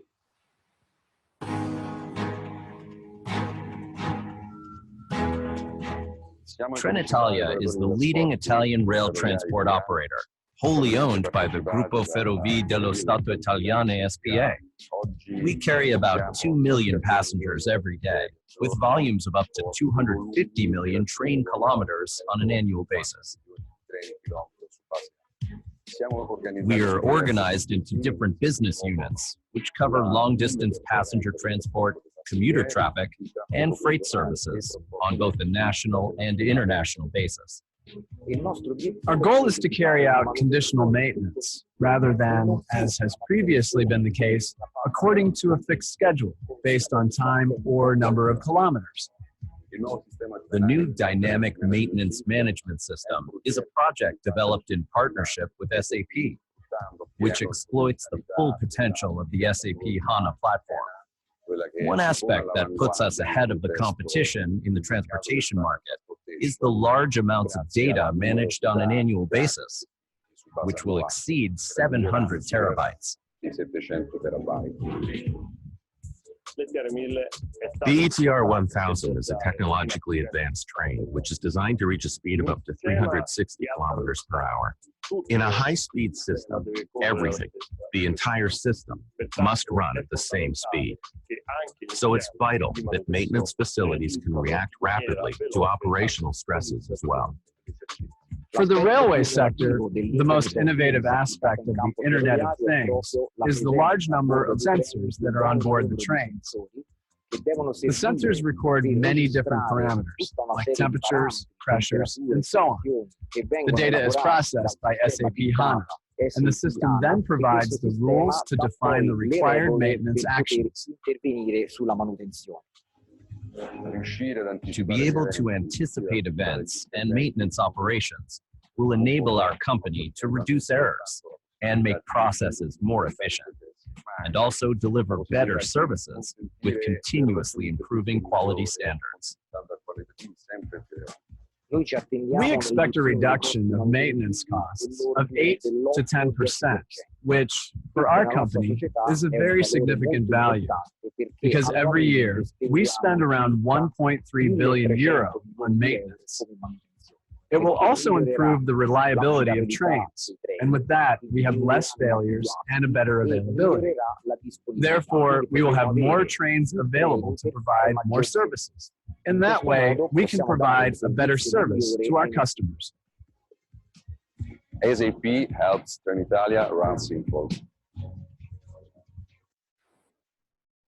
What we did with a company called Trenitalia, again, using sensors in the trains to detect when the doors are going to fail, the door closures. We looked at batteries. We looked at multiple things to build these models to help them improve their equipment. Another example here is Kaiser Compressor. They sell industrial compressors. So what they're moving towards is what they call air as a service, or Sigma air as a service, where instead of buying the compressor, the end customer pays for air, because the end customer's business is actually to consume air and not to buy a compressor. So they changed the model towards monitoring the compressor, billing them every month for the air that they consume. Right. Another example of AI or machine learning is in maintenance. So here we have a customer called Vale. It's a large Brazilian mining company. And what they want to do is help the maintenance technician improve his maintenance activities by giving him AI tools to help in maintenance. So if you look at what they do on a daily basis, they have to go down to the mine site. He has certain activities to perform: inspection planning, inspection details. Of course, the mobile app is something that's standard. People have done it many times. But we want to go beyond the mobile app. What else can we do besides providing the app and the 3D model, etc. Right? So we did that. But we also looked at the challenges that he has. So today, if he goes to a heavy equipment like a Komatsu or a CAT truck, and he has to look for a particular part that's defective, he has to go through large paper catalogs or PDF documents. And a lot of times, but in their case, about 50% of the time, the purchase requisitions will get rejected by procurement department for various reasons. So what can you do to help improve the procurement process? So this is where we looked at using machine learning by providing him with, of course, the mobile device can take images of the part. So he takes an image of the tire. It extracts the key features and matches against the part numbers that are there for a particular model, automatically picks up the part number, creates a purchase requisition for that spare part. So that way, the entire work that he has to do manually is now completely automated by, again, using machine learning to look at images. And then, of course, we had to train the system with tens of thousands of images for it to get to a degree of accuracy, but that's where we're getting to with Vale. This was a pilot that was done earlier this year. The last piece is predictive operations, a very, very complex topic. So we use this, we used data from a plant. So we got a 24-hour snapshot of data from a plant. And the challenge given to us was detect, and there was a catastrophic failure at the end of the 24 hours where the plant stopped running. So they asked us, look at the data with no process knowledge. So no process data, no chemistry, nothing. And they told us, find out what variables cause the problem. So we looked at the data. We had to classify the data. We're running out of time. We'll have a few minutes, but we did have a question with regards to this, because this looks like a lot of technical expertise that people have. And one of the questions that's come from the group in Dubai or Malaysia is the pushback on AI because of the fear of human resources being replaced by AI? And this seems to be quite a technical job that you wouldn't, like, you know, I've developed a lot of knowledge in this. Now AI is taking my job. Do you experience that? Not for the examples that I've given. In all of these areas that I'm talking about are complementary to what humans do. They help. The areas where AI may replace people is more in shared service functions, where IT, procurement, HR, etc. Those are the functions where you might see some change in the nature of how people do work, right? And that's where we'll see some change, but not in these areas. These are all technologies that help improve the efficiency and uncover new problems. Thank you. So what we did was we classified the data, like I said, 20,000 logs from the sensors. And we looked at how the system was running, and I ultimately came up with 2 variables or 2 tags that actually caused the problem. And when we played it back to the plant, they said, yeah, these are the 2 variables that actually could have caused the particular incident. So this was a pure mathematics to work on a process problem. Of course, I'm not saying that this can scale to a large plant industry, but what I'm saying is that the use of the data can help uncover problems that were previously done in a traditional way, right? So this is where there's a lot of scope for this, and the things that you may uncover the data you may not even know today that you could uncover. That's why we see a lot of potential machine learning that is still not yet tapped. I would say we hardly scratch the surface of where we could go with machine learning. Of course, common things like conversational AI, chatbots, etc., those will grow at a much rapid pace. They're already being in use. Image processing, image recognition, again, widely used. But data-driven AI, there's still a lot of potential. So how do we do this? So with SAP, we have an engagement model that we've changed from the past, where we actually do this service free. We do a workshop, a 1-day workshop to ideate, to work with the end users and see what is it they want to improve. We take those ideas, prioritize them, then we build a clickable prototype. So that's a UX prototype that we build. That takes about maybe about 2 to 3 weeks. And then we deliver the prototype back to the end users. We do multiple iterations around that. So it starts with low fidelity drawings, and then also high fidelity end user can click on those, whether it's a mobile prototype or a desktop, we provide that.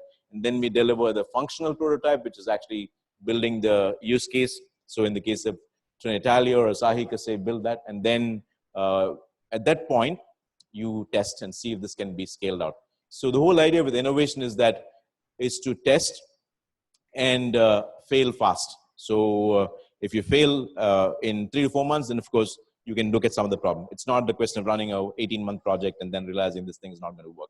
So that's why we want to do these rapid innovations, and we are willing to invest in 1, 2, and 3 at our cost to do these prototypes. And that's our commitment, because we want to make sure that Leonardo as a brand and innovation gets adopted. So that's an investment to do this free of cost. With that, thank you. Yeah. I'm just going to interrupt again. I'm sorry, Saj, to interrupt and do this, but I thought this would be an interesting one. I've had a request for a poll. Mila, are you able to flip over to the Slido?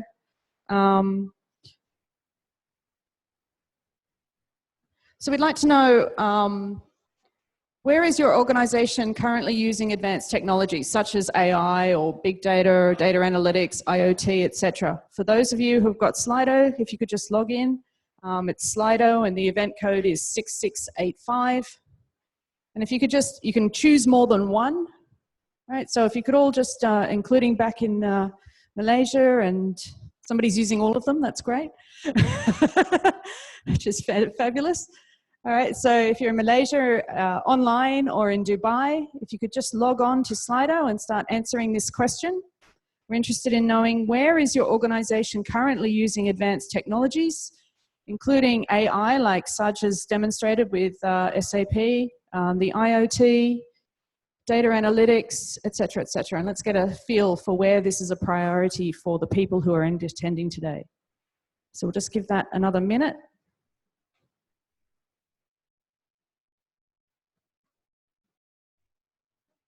Hopefully we can get at least double the responses. We've got 10 so far. So you just log into Slido, sli.do, and the event code is 6685. Or at slido.com.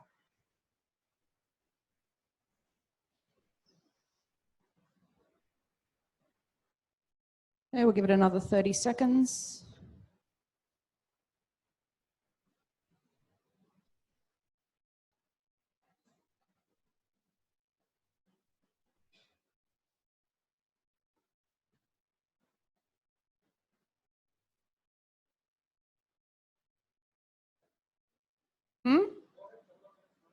Yeah, just, oops.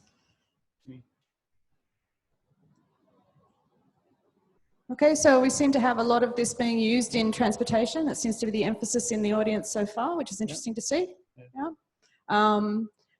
One area that wasn't put up there, but I think it would be interesting is also to see, sorry, the manufacturing is less, yes, but that could be the emphasis of the audience as well, right?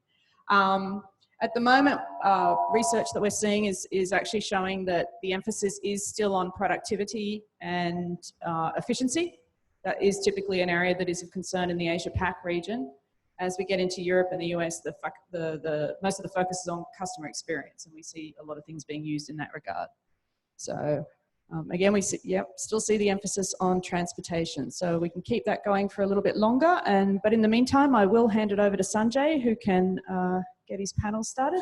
And I'll keep that poll open for a little bit longer while Sanjay is getting set up, and then we'll close it and show the results at the end. But yeah, thank you very much. Thank you, Saj. Thank you, Saj. Thank you so much. Good view. As I said, right, very operational, also at the same time, very tactical. Great. I would like to invite for my next session, which I'm going to moderate, an esteemed panel, Joe Lombardo, please, Fabrice Thomas, and Taka-san onto the stage. Yes, please.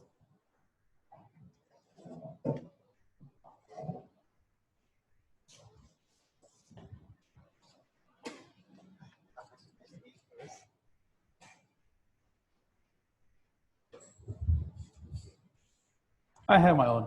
That's for you. Thank you, guys. Thank you so much. Thanks for joining the panel. Earlier we were thinking that we will have participation from Dubai in the panel, but unfortunately because of some reverse back technology, we are not able to do that. So we'll be only having panel here physical in Singapore. Not much panel from Dubai on the phone. So I would ask you guys to introduce yourself in any specific order. I'm Joe Lombardo. I'm a consultant in supply chain and transformational management.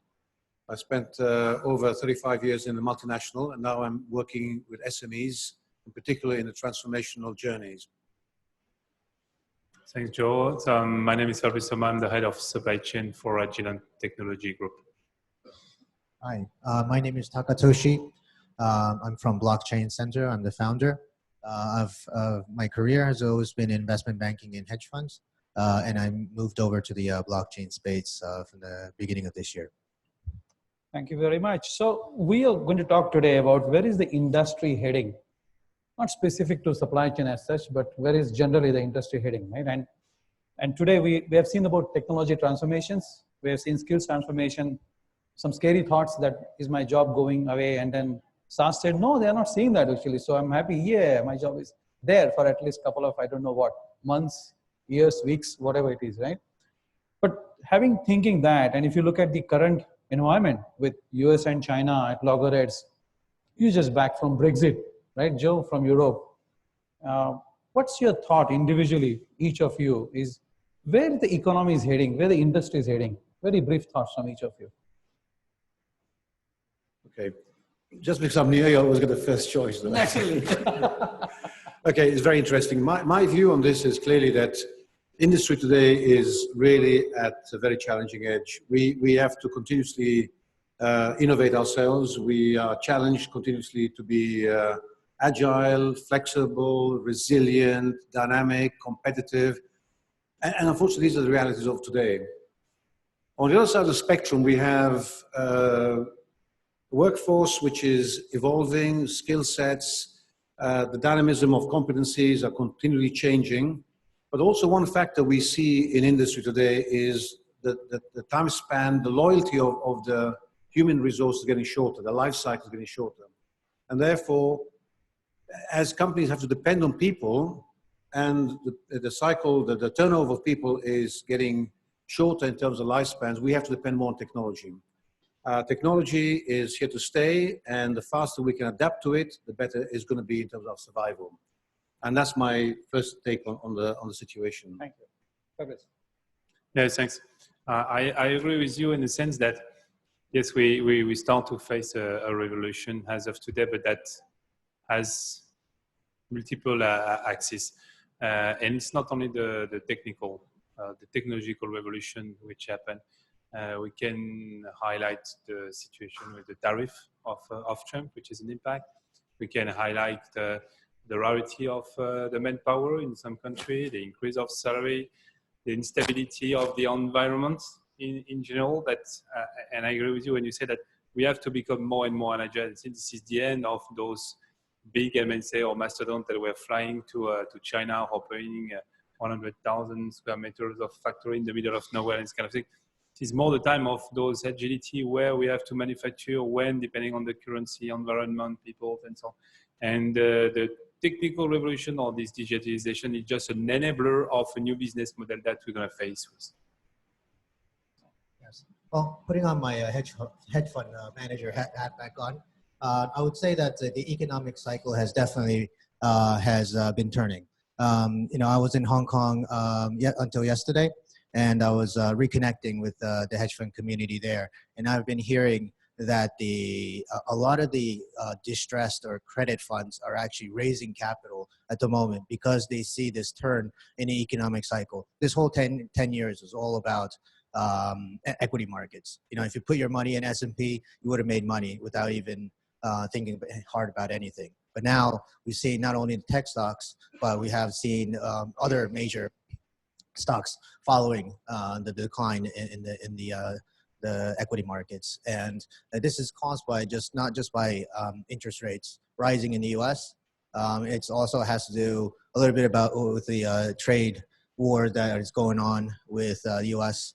and China, and the protectionist trade usually turns the economic cycle backwards as well. You're going to have less, transportation in that industry where you're going from China and the U.S.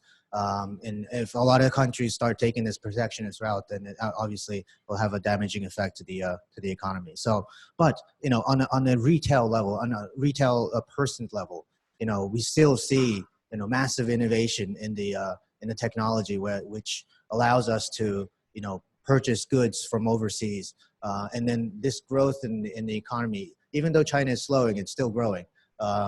Asia is growing, and more of that would actually contribute to the fundamental level of the economy, which I don't think is going to stop. And innovation keeps that going. Okay. So, follow-on question on that, Takatoshi-san, is: does technology kind of empower entrepreneurial growth? Does it help to do that? It doesn't always have to be technology, right? It has to be a mindset of innovation. So it doesn't have to be just on software. It could be on hardware as well, or it could even be, just like the sharing economy. Those are all physical assets, right? So but technology definitely does allow things to happen. In my previous speech as well, I was saying that internet businesses never really blossomed until the broadband came along, right? That allowed streaming to happen. That allowed music, everything to be able to, you could get it without downloading it anymore, right? And Netflix as a business been able to become a business because of that fast technology. So yes, it has to go coincide. Sure. So, turning to you, Joe, because you do so much of a work on SME side, what do you think in the current environment with so much of Brexit, trade wars going on, technology transformations, where should SMEs go? What kind of skill set they need to adopt? What kind of mindset they need to adopt? It's a very good question. In fact, I, having spent over 35 years in the semiconductor industry in a global company, I realize how slow MNCs are to react in generally because they are big, they're complex. SMEs today are actually winning a lot more ground because they are embracing technology and they are really taking on the speed that bigger companies cannot. Especially when you've got enlightened CEOs, they can transform the organization very, very quickly. For example, take small companies, they are taking on 3D printing for prototyping. They're taking on technology to accelerate the time to market. Whereas big companies would actually think twice. Oh, you know, 3D for prototyping, we've got an engineering department that would be against the culture. And it has a lot of barriers. While small companies are gaining a lot of ground, they're winning a lot more business because of the speed and agility in adopting technology and simple technology. They're still not mature and big enough to adopt the big SAP modules or the blockchain concepts, but they will get there in a smaller way. But they are gaining a lot of ground. Okay. Culture, right? And Fabrice, you come from a manufacturing background, right? Massive amount of experience in Shanghai with ABB. Robotics, I know, I saw one of your presentations in 2014 and then in 16, and I could see those two presentations, and the number of robotics from a certain million number to a certain million has just gone exponentially, right? Now you're in Agilent and doing kind of a digital transformation, which is more enterprise-wide, right? What is the cultural differences you see from a manufacturing side into a wider enterprise-wide digital transformation? I think if we're in the perspective of Agilent as the whole business, once more, this is the business model that has to be transformed. This is related to what is expecting now the customer. At Agilent, we manufacture all those machines, I would say those scientists' machines, and all the consumable. And as much as in certain circumstances, the customer can be delivered 1 month, 2 months after placing an order. Now the cycle in between the demand, even not placing the order, and the delivery is shorter and shorter. And when it's come to the consumable, which is like selling a printer and a cartridge, sure, they want to be delivered the day after, and everything has to be available. And whatever are the constraints, and at Agilent we have those antivirus and diagnostic chemicals that need to be structured cold chain, and then when you sell to China, you have all those process, but you have multiple constraints. But for the customer side, that should be exactly the same. The window is absolutely blind, and the way you are managing on your side should be exactly the same. So it's more from the company side, how you manage that transition and how you transform your business model. Then the second point, compared to the manufacturing, this is not just like putting robot on the production line, which is quite the most simple things to operate, honestly. It's more to understand which value you're going to create for the customer, what will make money, because at the end, this is just making money. And one of the speaker was saying just before that, finally, the most sensitive things is how you will not transform, but you will bring the people to handle the new job. Exactly. The fear that they lose their job is one thing, and that could happen, honestly. And many, actually, we are speaking in logistics, and for sure in the warehouse, we have perhaps 20% of the who we had 10 or 20 years ago. Fabrice, I would like to come back to that topic. Sorry to interject you. I want to ask another question to you. From a business model, nobody's talking there's a change in the business model. I work for Verifone, and right when we joined, right, I had a very good trip to US, and there I saw the CEO, the new CEO was saying, we have been selling boxes. Now we should move to a SAS model, not the Stephanie kind of definition of software as you service, but software as a service. So there the transformation is, instead of a box model, give a solution to the customer, give a service. In Agilent, do you see that focus where the equipment can be leased out, but the spare parts or the consumption part of the variables can be actually revenue model? Is it difficult to monetize that model? No, the model is not difficult. This is the monetizing of the solution, which is a problematic, because then it's a trade-off in between the asset and the stream of revenue. Correct. So this is more about the financing situation. You can consider that the business model transformation is, instead of ordering by someone was saying just before, giving a call to an assistant or to an operator, it is just placing an order and knowing exactly, okay, I put that reference of machine, which kind of consumable I have, and then automatically you have different consumable that you have to access and that you need for repair the machine or just to make the machine running. Right. That's another aspect. The monetizing of the solution of this business model is something even quite more complex. Sure. And I would like to ask Takashido-san, because of my lack of knowledge about blockchain, is blockchain is the next solution that you have an end-to-end value chain where you can track and trace the entire value chain and say, I can actually now monetize some of my services better. Is that the solution that we have, or I'm just thinking something else? I think there's two parts to that. So well, you can actually bring blockchain into your own business, or you can create a new business with using blockchain as well.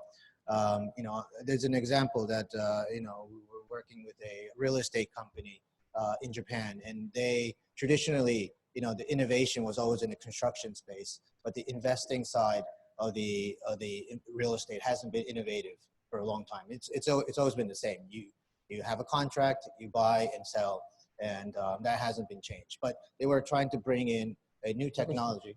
Oh, sorry. They're trying to bring a new technology where people can buy and sell real estate in tokens, where it becomes more inclusive to a wide range of investors of all asset classes. You know, there is ways to monetize it. You just have to think of a new business plan as well sometimes. Hey, Steph, you have any questions on the Slido? You want to put it on the screen here? I think I can just ask it. We've got a question regarding for Taka-san. With protectionism and how it affects trade, is it really damaging to economies, or is this just hype? Hype. You know, protectionism never hurts the one that you're actually enforcing that against. It actually hurts the people that you're trying to protect. You know, because what does that happen? If you put a trade barrier to your own country, then people who are consumers will have to pay higher prices. You know, it is not a hype, it's actually real.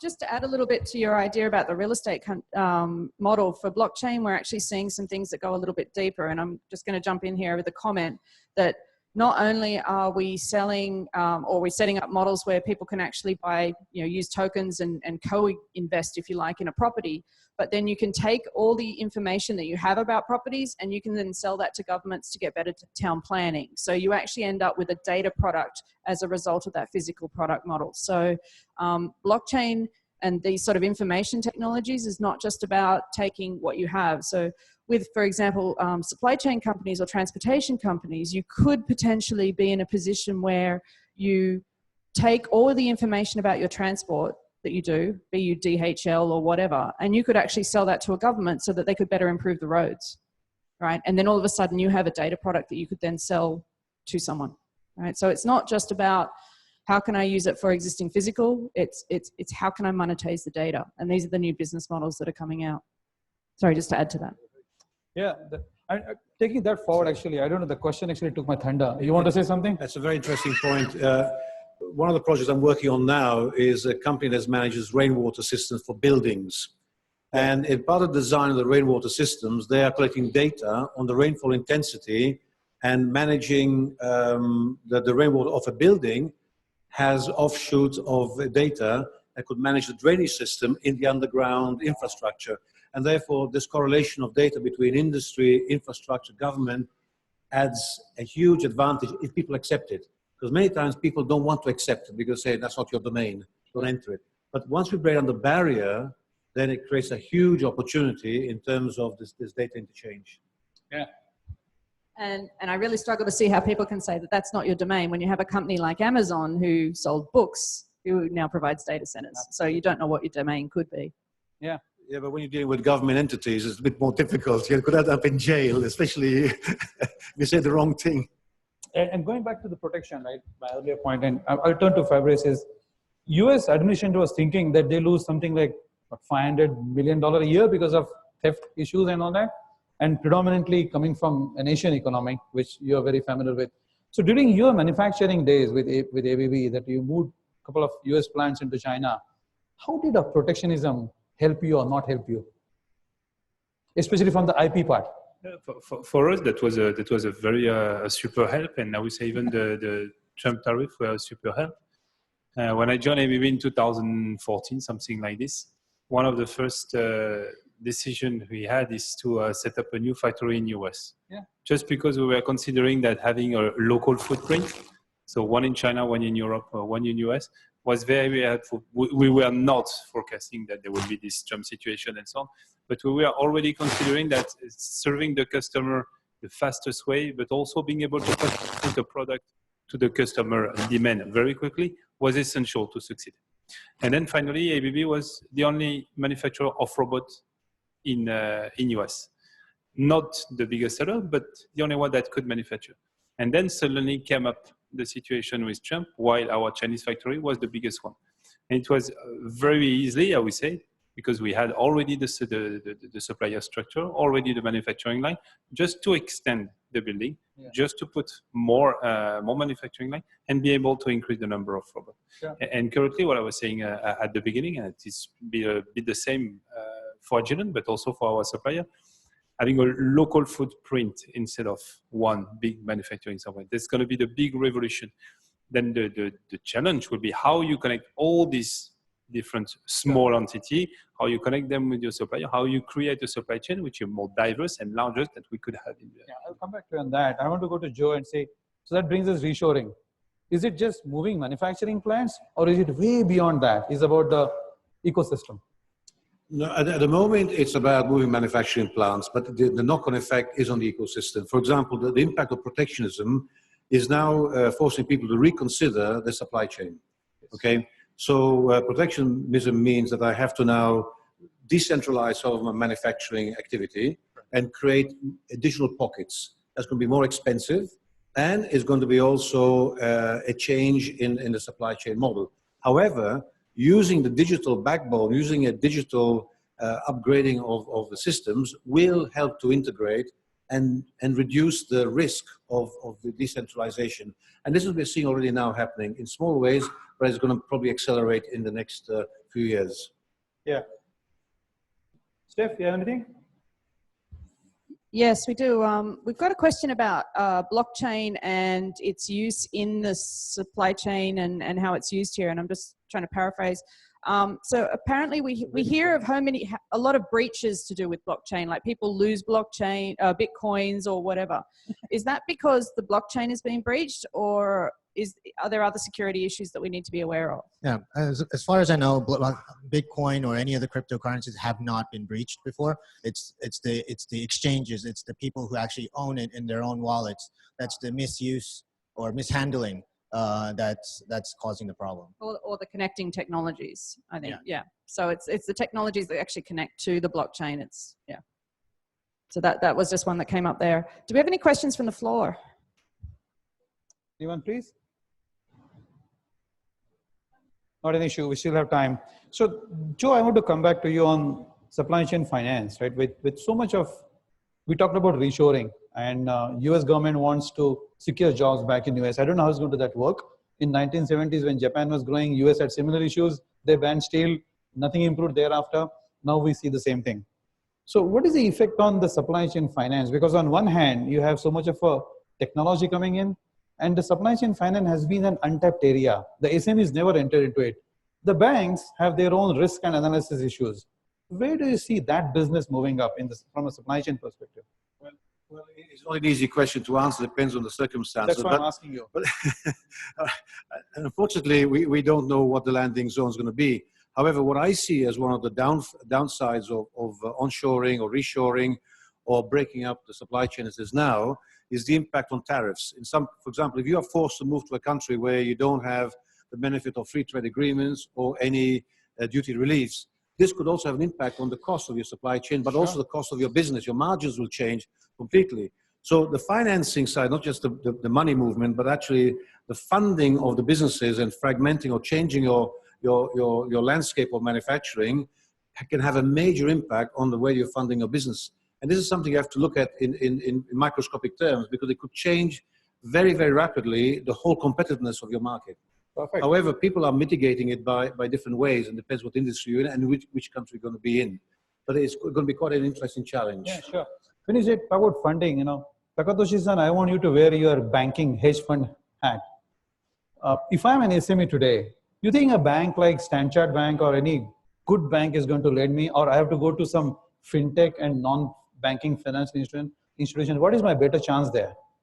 Yes, I think more and more the banks are focusing on the bigger businesses, because especially when the interest rates were really low, it was very difficult for them to make money. So they had to focus on bigger projects, bigger companies, and they shied away from these smaller companies. That's why fintech actually flourished, because they took the businesses that was disregarded by the big banks, and they spun them off into little fintech companies.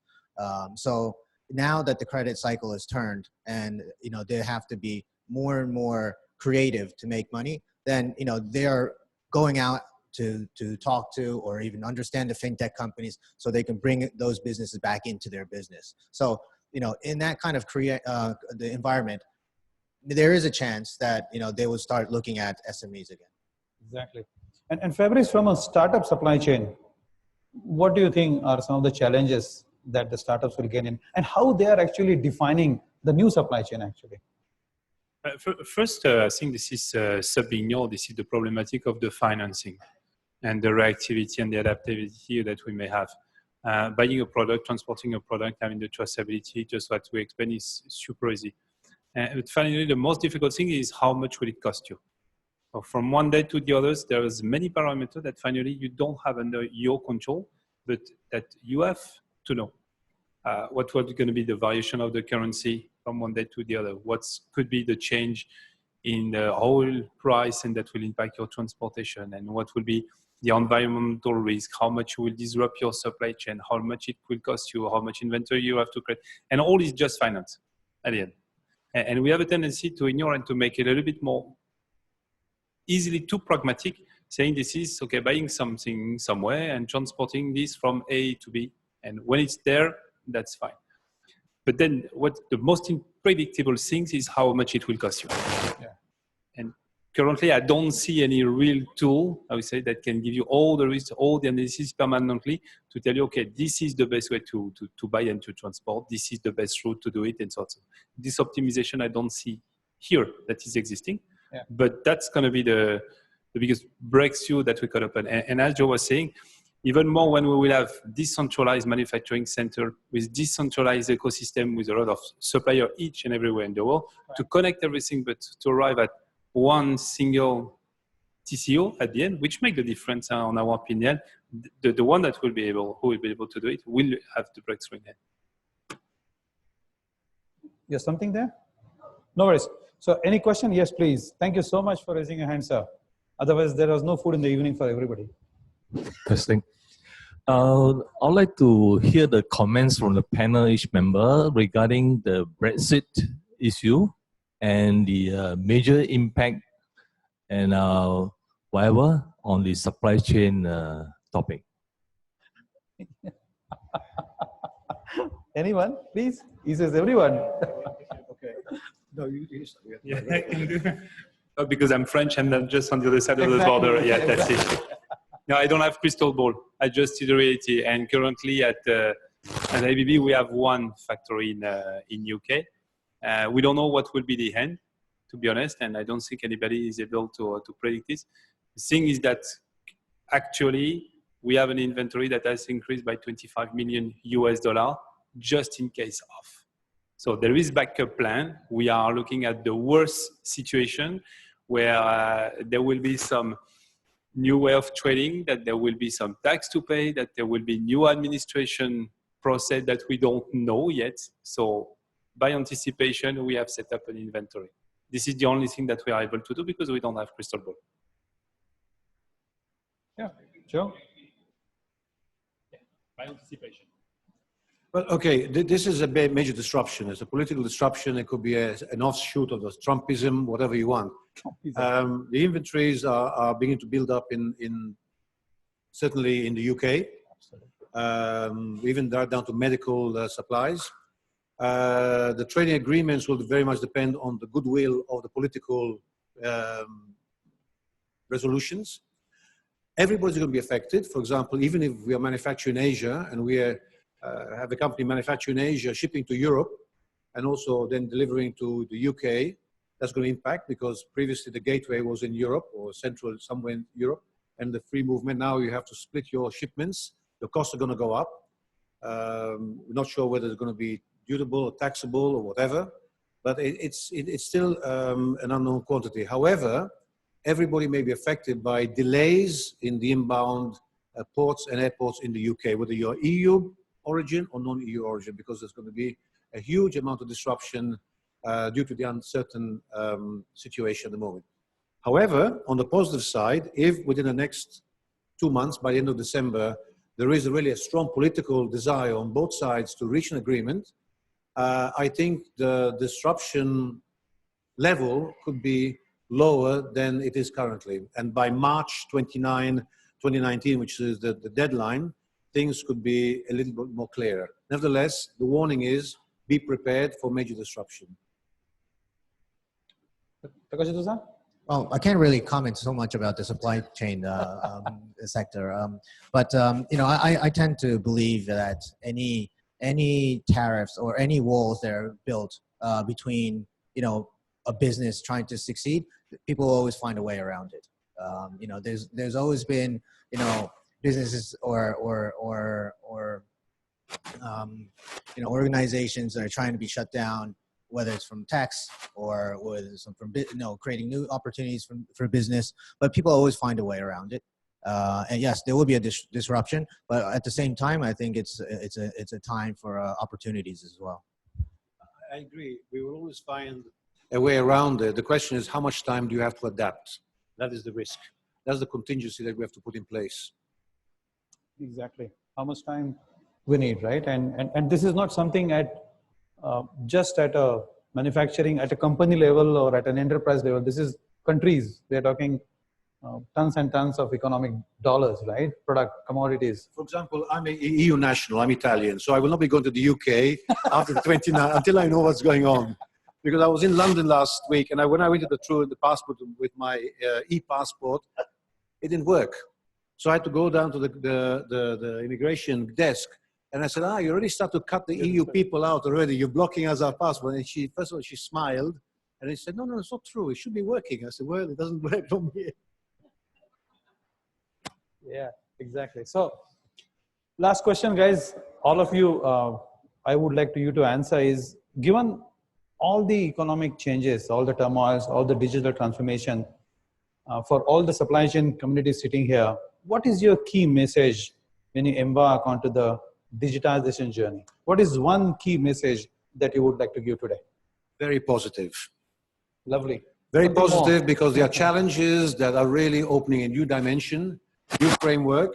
It's taking us to the 21st century and it's forcing us to rethink things in a different dimension and develop into a new platform of great opportunities. I would say on my side, this is to avoid to confuse in between digitalization and digital transformation. Where in digital transformation, we tend to miss a little bit the important part, which are the people and the people who are doing the job. And if we are not able first to change them, to transform them, whatever it is, with the material, the technology and so on, that will not work. I say just keep an open mind. As people, as we grow older, we become a lot more conservative. You know, we start to cast a doubt on new things. You know, corporations are the same. The younger they are, the more open they are. The bigger they get, the more conservative they get. So, you know, when they see new technology, they're first, you know, they say no. You know, they don't want this. But, you know, but innovation goes ahead with or without you. And it's always going to be, you know, always been, you know, renewed, updated, and it's going to get better. And if you don't embrace it from the beginning, then you're just going to be left behind. So always keep an open mind. Thank you. Steph, you got any question? Lovely, please. Yeah. Yeah, if I can have the last one. I like the optimism. However, I like to pick your brain a little bit and see how do you see the world in 10 years time from now, if all these things is going according to plan. How do you see the... How do you see the world look like in 10 years time from now? Yeah. If all these things moving ahead. Yeah, if all of them at their home, they have a beautiful magic wand and they just rotate it every day morning and they come to know the wisdom that they need to have.